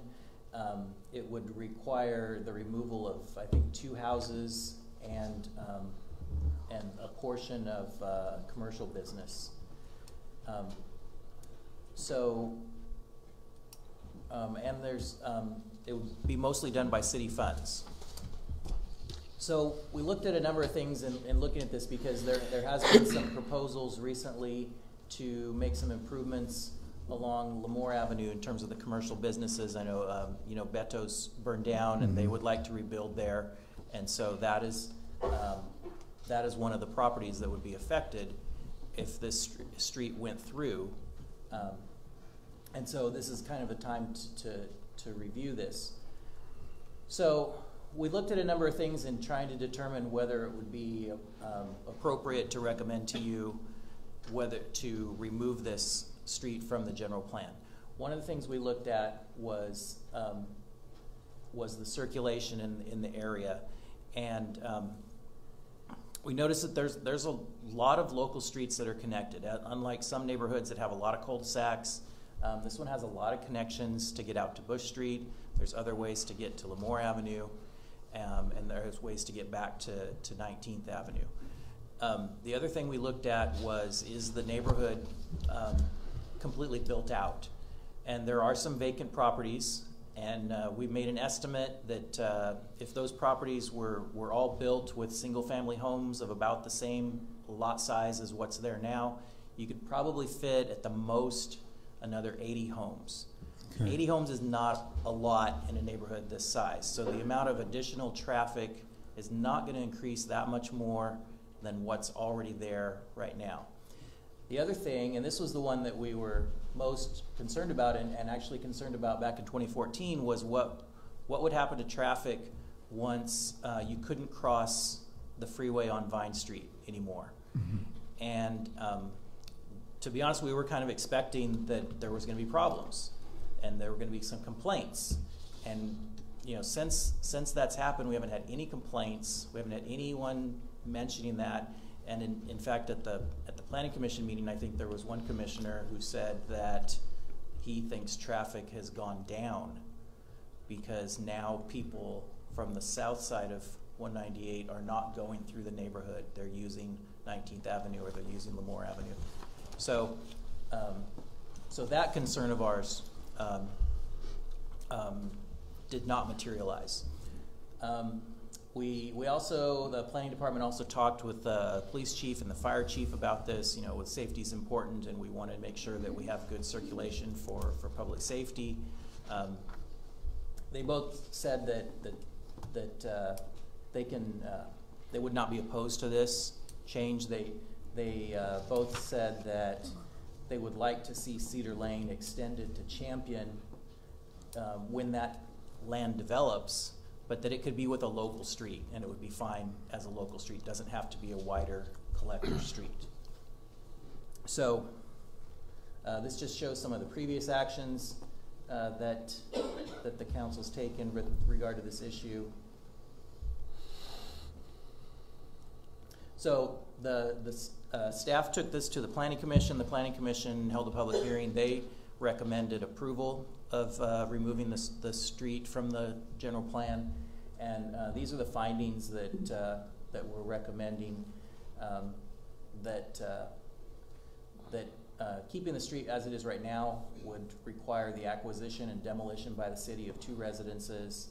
The alignment would reduce the ability of the former Beto site to redevelop, which is something they want to do. The closure of Vine Street access to Highway 198 has not resulted in any observable increase in traffic congestion and has not had the expected negative impact that we were thinking it would. Their increase in traffic at most is going to be at maybe around 9%, and this would not be enough to increase the traffic level to beyond what our current standards are for traffic. And that Cedar Lane could still be constructed as a local street to Champion when development is proposed on the property. So the recommendation is that the council adopt the resolution directing that Cedar Lane be removed as a collector street between Vine and Lemoore Avenue, and then you can see what the Planning Commission's recommendation there as well. So I'm available for any questions. When was this put in place? 1964? The first reference to it that I could find was a plan line that was done in 1965, and that was probably even before you even had a general plan. Okay. I was just wondering, curiosity. Looking at the fire department, I just asked, they got a lot of houses over there now. Since 1965. They got and they're building more as we speak. How long would it take them to go from 18th instead of if they would have had that opening going from 198? The time, would that be a time for a safe haven for the community out there? Well, if they hit Vine, I don't know the exact. I couldn't give you exact times. I don't know if they've done a study for this neighborhood, but what you can see is that Vine still gets you into the neighborhood, and Champion gets you into the neighborhood. There's sorry, I can't see. Blairish. There's Blairish. There's Lombardi Lane that goes around the backside of the school. So there's a lot of different ways to move around in this neighborhood. Now they are on local streets, but that doesn't seem to be a problem, an issue. And generally speaking, it's the neighborhoods that have a lot of cul-de-sacs that seem to have more traffic complaints because all the traffic is funneling to certain streets. But when you have a lot of connectivity like this neighborhood has, the people all go different directions, and so the traffic is evened out, and there's not as many complaints, if any. Okay. So can I ask you a follow-up then for that? So have we looked at the impact then for the surrounding school area? Will that relieve some of the congestion in that area if that was to continue through, even if it's not wider, but if it continues through? You said Cedar would continue through. And so will that ease up any congestion that we have now, or will it just kind of stay the same? Or we don't know? Well, if we don't do anything, then things are going to stay the same as they are. Of course, I think that I do think there'd be a benefit in the future to having Cedar connect through to Champion, but because you've got 3 other streets, including Larish, between Champion and Lemoore Avenue, I don't know that you need a 4th one. And what would be impacted if it just went to Champion and not all the way to 18th? I didn't see that. Any homes or anything like that? No, I don't think it would impact any homes. I think it wouldn't. Okay. I don't believe so. And you had a slide. Can you go back to that slide? I think it was second to the end. Right there. Oh, yes. There is a home, I believe, right? Is there a pointer? Yes. Okay, but it would have minimal impact versus going all the way through to 18th.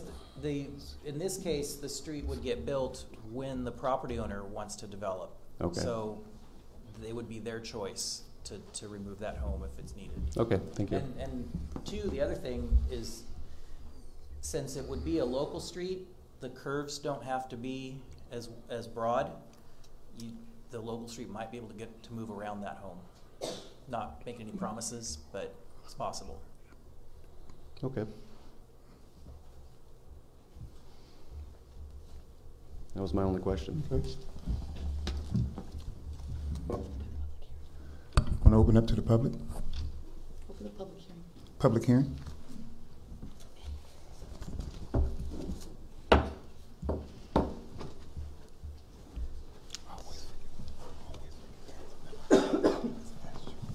Hi, my name's Jim Grantham. Mhm. I'm from 584 Lombardi Lane. I myself and my wife Vicki own and operate Diamond Cut Glass, located across the street from the high school, and it is part of the property that's being talked about today. Okay. We've owned the restaurant known as Beto's for about 22 years, and since the fire, we've been kind of working diligently on getting it rebuilt. We have a tenant coming in, hopefully, if this passes through, that is known as Wimpy's Hamburgers. They'll have basically a sit-down restaurant there, a drive-through. It will serve about 30 to 40 people at a time, and there's nothing on that side of town that really accommodates a food need. So with this street being eliminated, that's the number one first thing we have on our priority list, is to get that restaurant rebuilt and functioning. What we have is we have almost a full acre, including my shop, the small Lolita's building, and the Beto's restaurant. Right directly to the west of that, we also own 1 acre with 3 homes on it. And I don't know if Jesse Singh is here today. He is the owner of the car wash. Hi, Jesse. And together with our property and his, it's 3 acres. It's actually a larger area to develop than what currently is known where the Starbucks building is, here on Lemoore and Cinnamon. Mhm. So we have the ability and the drive and the desire to make this a developed property as the first thing you come into town across that overpass, with nothing being able to be built to the south side. So we have the unique opportunity with high school right there, having a really nice focal point entering town, and have a development that could possibly employ 30 to 50 people. It could have 5 to 7 different businesses there. And with the city's approval on removing the street, we can move forward on getting some of this stuff handled. So it's been on our agenda for 20-something years, and now we're back on this path with the opportunity and a little bit of excitement to think that this actually could come into fruition. And because I'm a businessman here in town and I want to see other business succeed, I think this is a very important issue to me. So I appreciate your time. Thank you, sir. Thank you. Thank you. See, he wants to come up?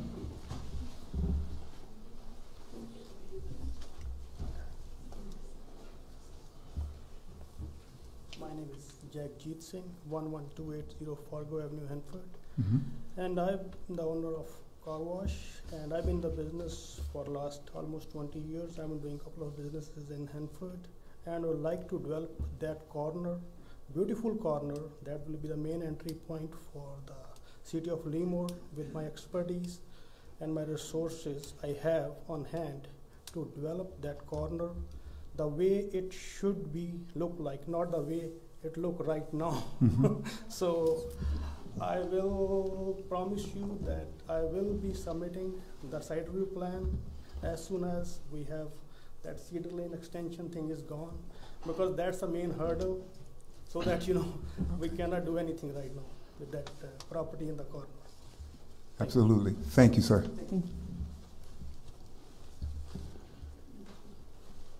Anyone else? Okay. Back to council. Close public hearing. New business section 5. I just did that. Okay, public hearing. No, you close it. Okay, public needs to discuss this matter. So council, can you go ahead and give your input on it? Yeah, the proposed motion I see, it says to the general plan between Vine Street and Lemoore Avenue. Shouldn't it say Champion or? So I'll let Steve Brandt correct me if I'm wrong, but right now, the general plan calls that to be a collector street. If this resolution passes, you still have the opportunity to extend beyond where it's at now, but the requirement to be a collector street wouldn't be there. It could be a narrow road and have some different design requirements. So what this is doing is taking the collector designation off. Okay, so then the motion would have to be Vine Street and Lemoore Avenue, but we could still extend it to Champion if we wanted You to. could, when that land develops, you could still extend it as a local street. So removing it as a collector status gives that developer more flexibility to build that road. Okay. So just for clarification, what's before us today is to basically change some of our general plan to update to reflect the sort of changes that have occurred since it was first laid out. And just so I understand correctly, and I think for the community to understand, we have business owners who are excited, and people in the community are excited to see some new activity in that side of town. And I, for one, couldn't be happier. The only downside is I was kind of hoping to be able to get Beto's on both sides of town. So I don't know. You guys have the best carnitas fries. If you guys have a chance to try those out, those are amazing. But yeah, so the update though is just to basically give developers more flexibility on how they would develop the land, because we're not sort of locking it into an old plan. We're updating it to reflect the wishes of sort of the new wishes of the business owners in that area. Is that right? Yeah. Basically, okay. I agree. That's the way I see it. Well, you want to get a motion? I'd like to make a motion that, are we done? Okay, I'd like to make a motion that that we approve as written. Okay, I got a motion by Ms. Blair. I'd like to second that motion. I got a second by Mr. Billingsley. Ms. Blair? Aye. Mr. Billingsley? Aye. Mr. Brown? Aye. And Mr. Lyons? Aye. And I vote aye. Thank you. Motion carries. Thank you. Good luck, guys. Excuse me, sir. Okay, she said something. Okay, new business section 5. Report, discussion, and/or other council actions will be taken. 5-1, report and recommendations, Kings County Office of Education Fiber Optic Cable Installation Contract SPEAR. Good evening, Mayor and Council members. This evening at the study session, you heard from Mr. Bonham. He's the Chief Information Technology Officer for Kings County Office of Education. KCOE has been partnering with the city now since about 2016 to work on a fiber project for their entity. And we've been working on an easement agreement that would allow them access through the city to put in conduit and fiber for their fiber project. This evening we have before you the agreement for hopefully your approval. The agreement basically says that we will grant them access into our city and will waive their permit fees, and in exchange they will install a conduit for the city's future use to install fiber throughout our city and connect our buildings as well. If you have any specific questions, I can invite Mr. Bonham up to answer them, but that's the contract in a nutshell. and it has been reviewed by the City Attorney's Office and by the Kings County Office of Education. Their board has actually already signed the agreement. Comment for council?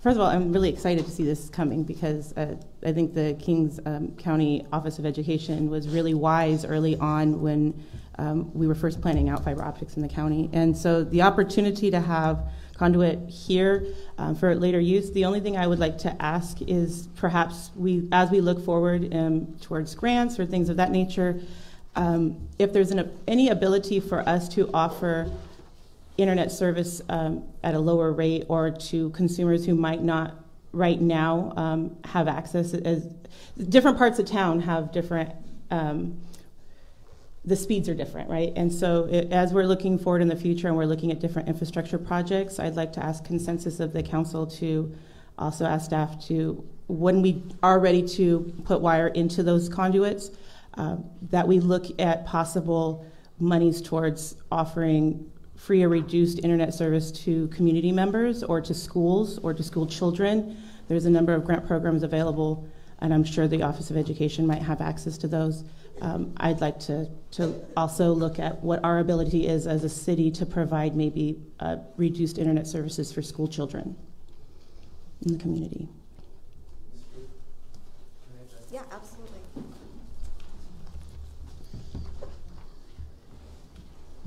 Good evening, Ed Bonham with the Kings County Office of Education again.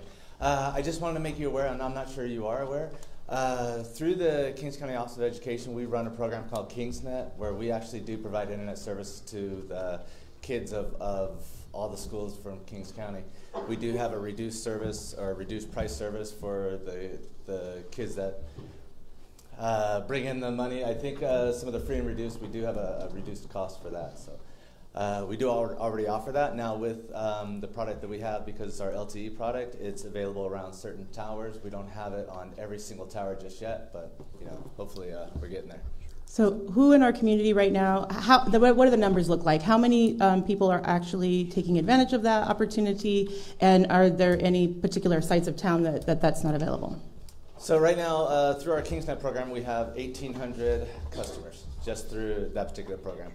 Also with our LTE, we also provide access to students through their schools. So their schools will partner with us, and the schools will actually pay for the kids to have the LTE hotspots. Through that program, we have 4,000. So we have about 6,000 kids that already have access to it through our program. Within Kings County, we serve 28,000 students, so that's almost 25% of the kids that have our service. There are some places that it's not available. I don't believe we have it on the Meadow Lane Tower, so over in that area it's kind of underserved.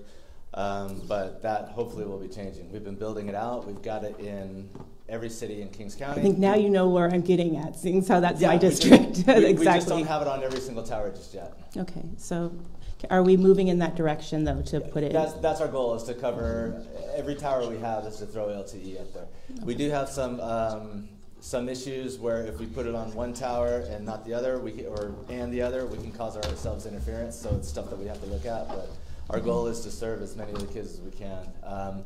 We really do want to partner with the schools and have the schools pick up the tab for the students to make it fair and equitable access across the board for all the kids.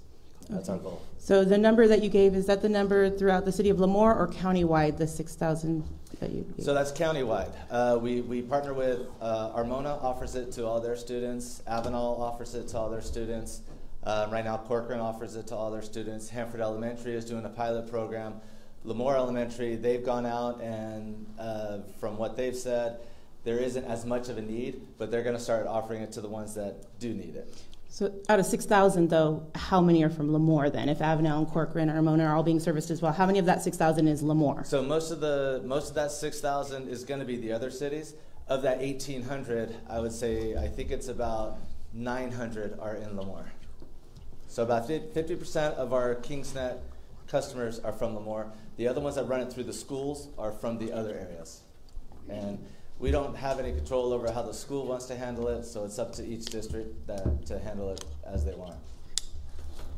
I don't know about you guys, but I think that I would like to see a priority given, at least from our take, as if we're going to be, providing some help with the infrastructure, that there be, at least we make known our priority as Lemoore council members, that we'd like to see some priority given to getting some of that installed in Lemoore quickly, because it sounds like there are a number of people using KingsNet, but a number of them aren't from Lemoore, and I'd like to see that change. I'd like to see that grow.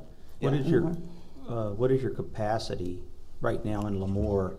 So you said there's approximately X amount of children in Lemoore using this, or family, whatever. But what is your capacity? I mean, are you at your limit in Lemoore, or can you? No, we're not running into capacity issues in Lemoore. There are some issues in Hanford where we're starting to run into some capacity issues, and we just have to work with, believe it or not, the FCC to get different frequencies so we could increase our capacity in Hanford.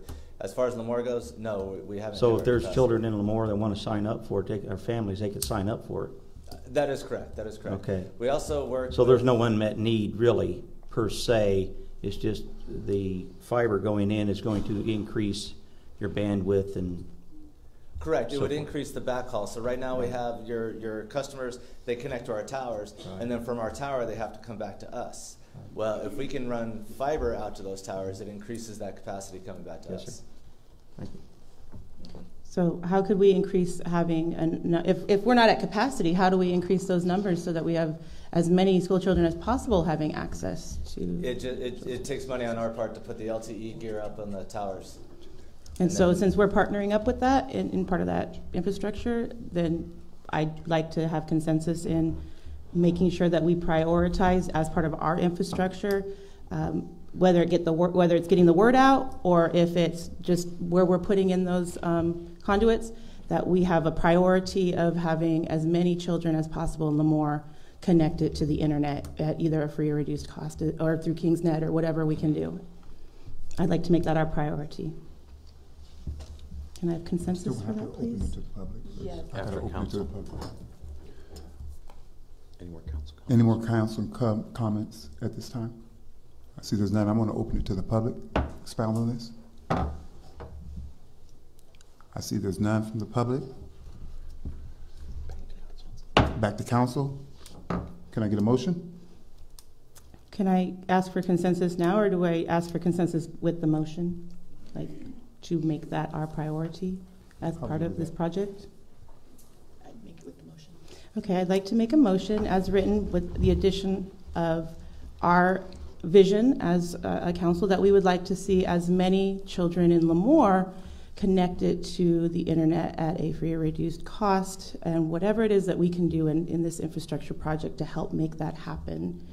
I think that we should be leading the way.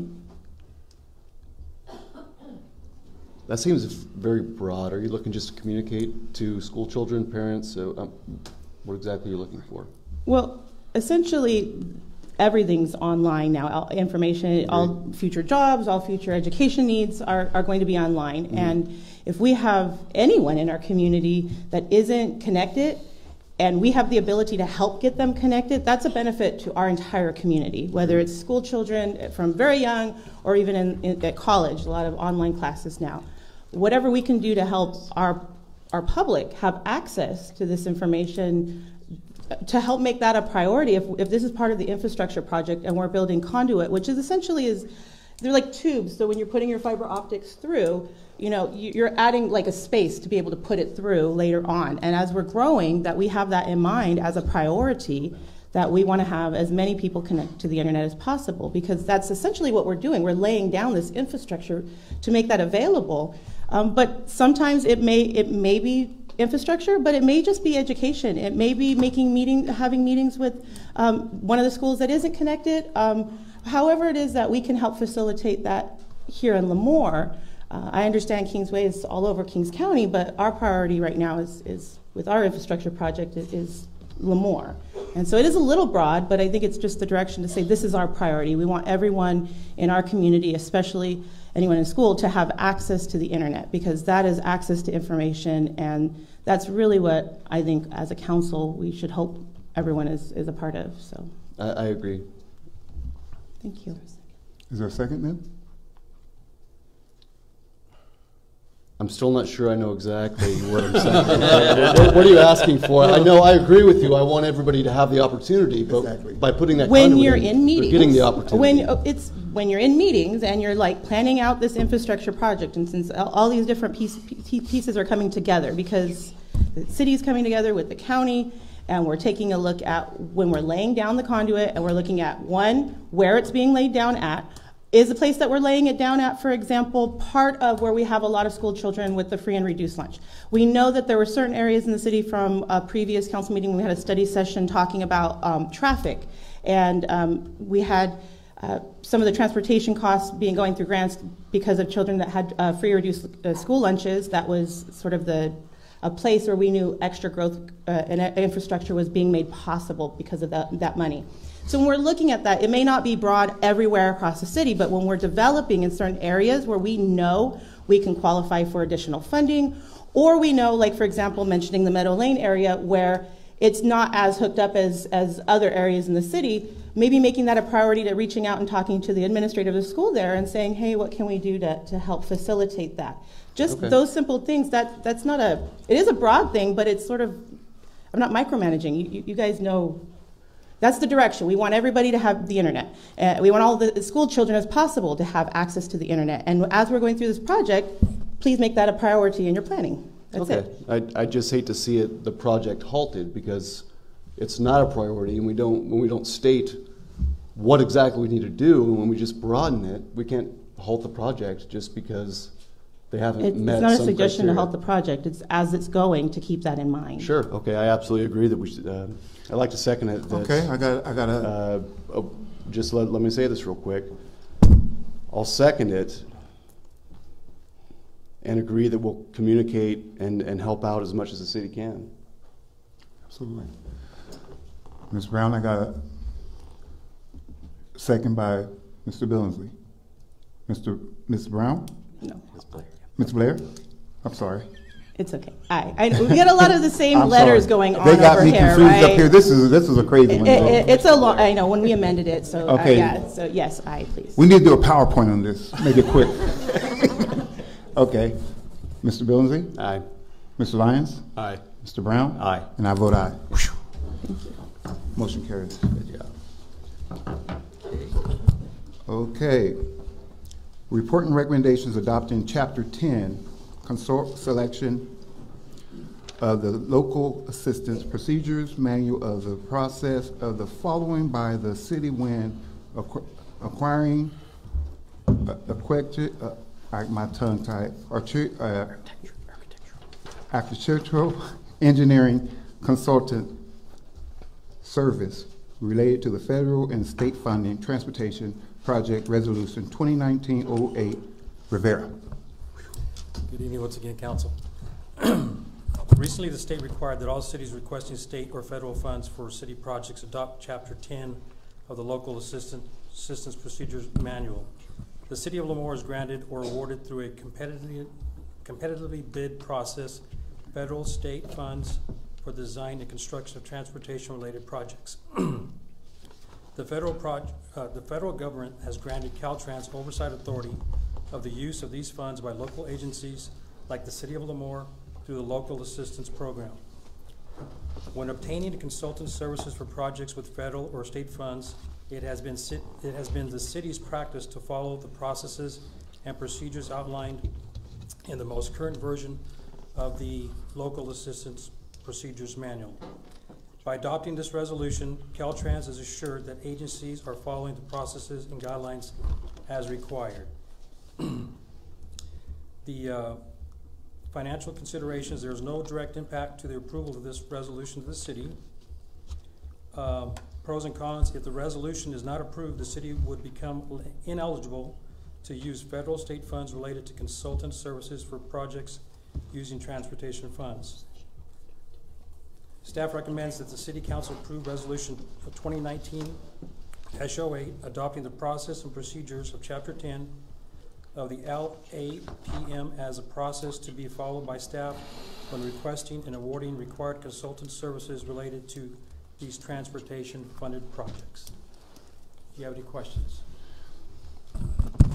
Yes, I can't pronounce that word, architectural and engineering.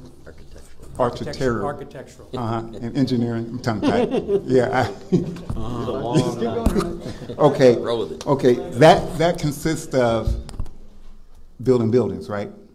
No, this is all related to money that could be, that is mostly roads or federal money, like we're using some federal money for the CNG station expansion. Okay. That's through the Air Board. So money that's eligible, it has to be designed by a architect or engineer, which meets all these guidelines stipulated in. So the architect, what is money that can be presented to us? Yes. So we apply, to get money. Sometimes we get it, sometimes we don't. But if we do not follow their process, then we will not be given the money. Okay. So just for clarification then, this is basically saying that right now we have the opportunity to use certain monies for consultant services that would be state or federally funded. But in order to qualify for those state or federal monies, we have to follow certain procedures that have been laid out. And if we don't, then we don't get to use that money for consultant services in particular projects. And so this is an update to allow for a change in the way that our resolution will read, so that we can follow basically their guidelines the way they want in order for us to qualify for the state and federal money to use for consultant services on transportation projects. That's correct. Thank you. That's what we're, in a nutshell, what we're voting on. Anybody else in the council want to expound on this? No. Okay, open it to the public.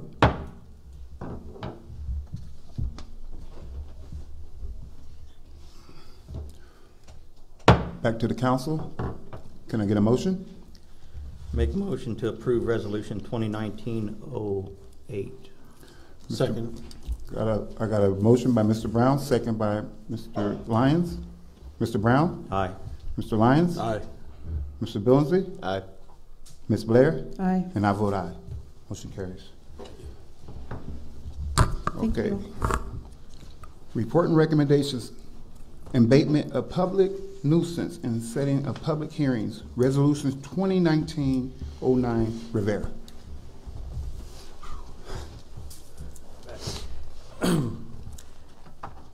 Staff has made several efforts to contact owners by phone and mail without any responses. This is the first step of a six-step process. The process for abatement of nuisance of these properties is listed and included in the staff report. The city's building and maintenance staff and Lemoore Police Department has spent many hours boarding all doors and windows and responding to calls for break-ins, vagrants entering the building, defecating on floor, and ransacking supplies that were left behind. We've also received numerous calls from residents regarding noise, dust. One of the empty lot property has a tree that is infested with insects, which is also dry and a fire hazard. So again, staff has sent letters, phone calls, and got no response to either one of these two property owners. So what the city is looking at is having council approve the resolution to move forward with the abatement process. Right now, there is no direct impact to the city in any way.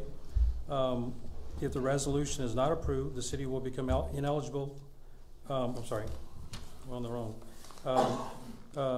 In other words, if the action is not taken, then of course the police will continue to have to respond to calls for vagrants entering the building,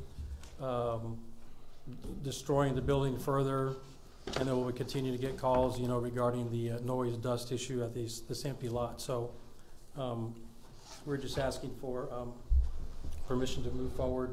And as you know, there are six steps in this process, and this month we will actually be making more efforts to get hold of the property owners to come up with a plan on how to abate the problem, so. Who are the property owners? We have the empty lot. I'm not sure if I have the. Is the empty lot, is that the one that's Octavio Hurtado? Octavio, yes, that's the owner of that property. And we can't get a hold of him? I've called, we've actually sent a certified letter. It came back as though he received it, but he has not called me. I did send a certified letter to Mrs. Is it Mrs. Johnson? Is that the other? Sharon Johnson? Sharon Johnson. We have record that she's living in a senior housing in Hanford. Certified letter was sent there, and it was sent back as non-open. So have you tried going and knocking on her door by chance? No, we have not. But is that frowned upon or no? Oh, could you? So this is the first step in the abatement process. Part of the abatement process will require us to continue to try and get the owners to take action with further notices, including certainly the city can go knock on the door. I'm not sure she's living at the property. No, she's not living at the property. Right. Senior home, or you mean the Remington? The Remington, yes. So the city can do that. The abatement process will require additional notices. As Frank's indicated, this is the first step of a 6-step process before the properties, basically, ultimately the property would be liened because the city has to take care of the nuisance. And I will ask Frank to kind of clarify a statement he made that the city's not impacted. I think the city, can you clarify that statement?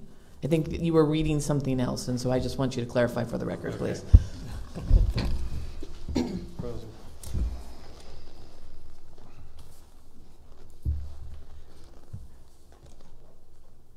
So the pros and cons were just eliminate chronic nuisance for police and city staff, prevent potential fire hazard, and homesteading, enforcing noise and dust control ordinance. Is that what you were? Yeah, basically the staff has indicated that these properties are nuisances, and the failure to follow through with an abatement process and clean them up, whether by the owner or by the city through the abatement process, continues a nuisance for the city. Correct? Correct. And if I may, would that proceed to be a lien on that property? Typically, when the abatement process, this is the process, and notices will continue to the owners. The city would go clean it up because the owners won't, and then they would try and recover the cost of the cleanup, for lack of a better word, from the owners, and ultimately be able to put a lien on the property should the property be sold to get the money back for the public funds that were expended. I have a quick question regarding the notice. You said that one of the notices was marked as received, but you didn't hear a response back.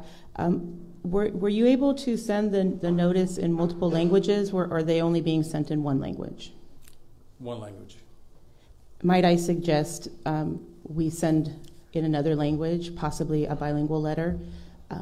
We may get a response, we may not, but it would seem prudent to do so. If we're knowing it's getting there, but it's not getting a response, there may be some other form of miscommunication going on.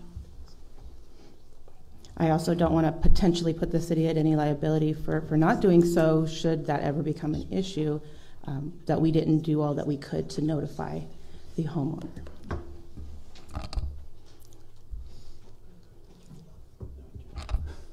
So on that particular property, I believe it's Mr. Hurtado, he was one of the individuals that the city did in closed session get permission to talk about possibly acquiring for additional parking over by the park. So he does speak English, but he did not reply, but it's still not a bad idea to send him out in multiple languages.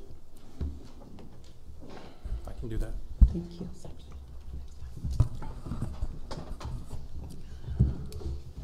I don't think it's wise to move forward with the next step until that step's been done in both languages. That's my input. I believe that will be part of the first step, right? We will we will, well, it's, Mr. Rivera, do you have those 5, I mean, what are the other 5 steps? okay.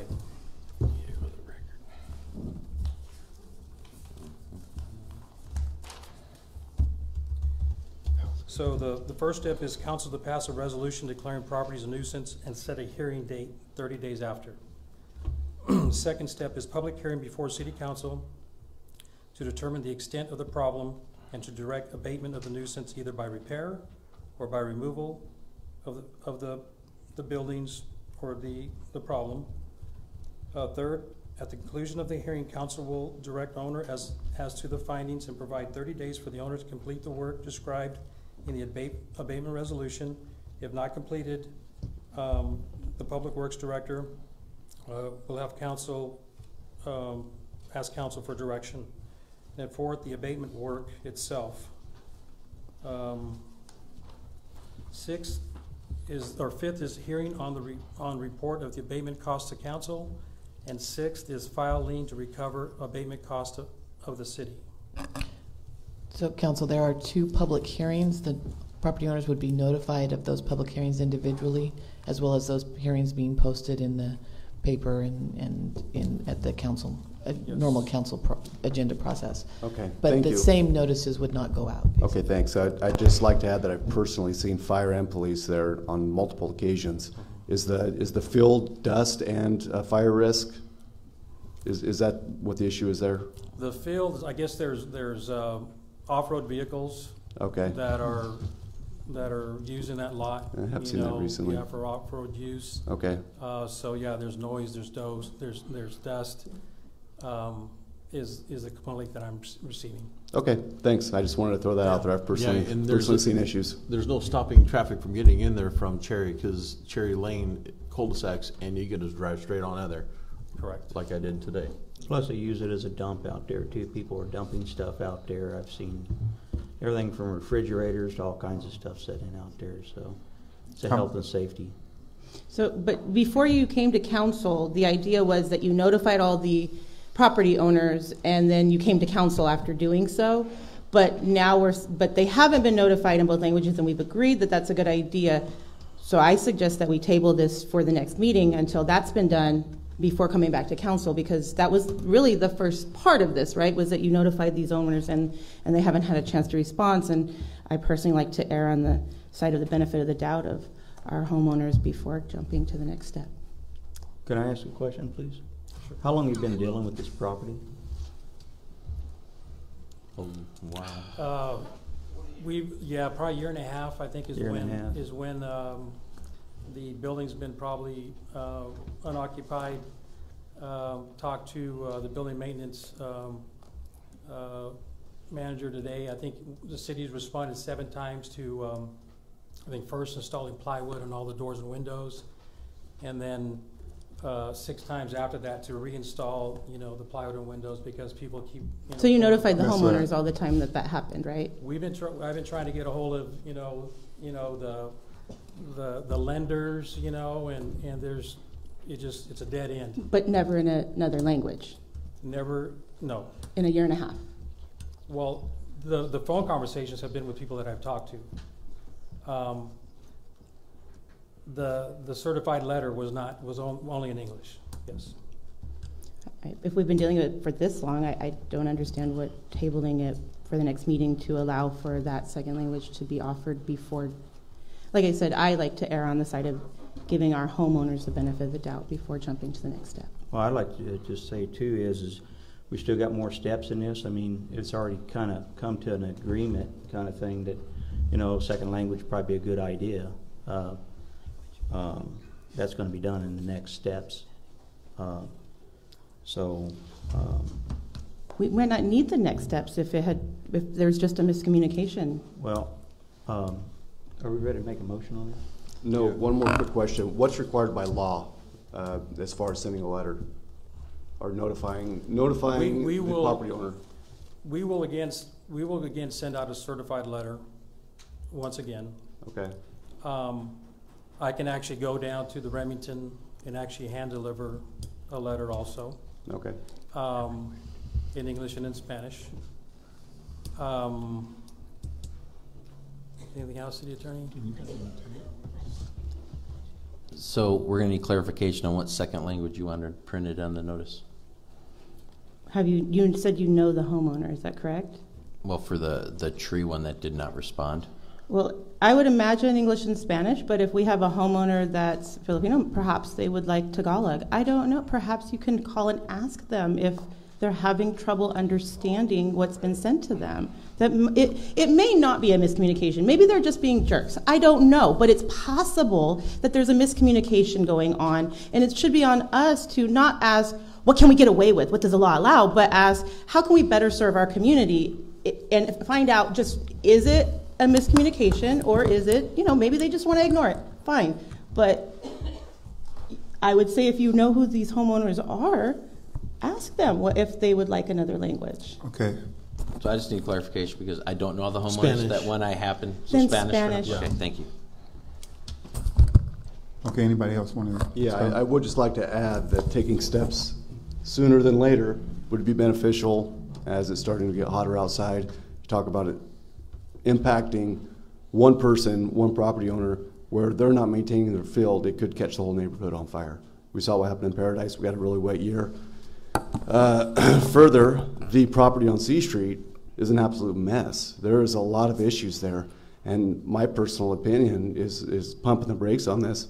It's not the right time. So I just wanted to throw that out there for Jennifer. Well, I'm going to go ahead and open it to the public. If no more council want to expound on this, open to the public. Anyone? I see no. Well, there we go. Real quick, if I may, where's this place at? Where's the property we're talking about? I know it's in the city of Lemoore. Are you talking? There's two of them. There's a vacant lot over there by the dog park or Vera Field, if you will. I guess it's a Cherry. Is it Cherry Lane that doesn't go through, and one other. Tammy. C It's Street. Tammy. Yeah, it's Tammy. So there's a big lot of undeveloped ground right there, and Behind Montgomery Apartments. no, it's over by Vera Field. 19th and 198. 19th Avenue Park. And then the other one, the 311 C Street, is over here, right across the street from the fire department. It's C Street. yeah, it is a mess. If it's been going on for a year and a half and it's been taking this long, it's still kind of our fault that we haven't tried another language. It's like we are the ones who have it. We know who these owners are, right? And we haven't talked to them? Can I ask a question, if I may? Real quick? No? Council, it's still with the. We're still public. We're still with the public That's what at the I'm moment, trying please. Okay. I see somebody else coming up here. Good evening, Council. Tommy Nix, 930 Iona. So we opened up the Lemoore Labyrinth here in downtown Lemoore.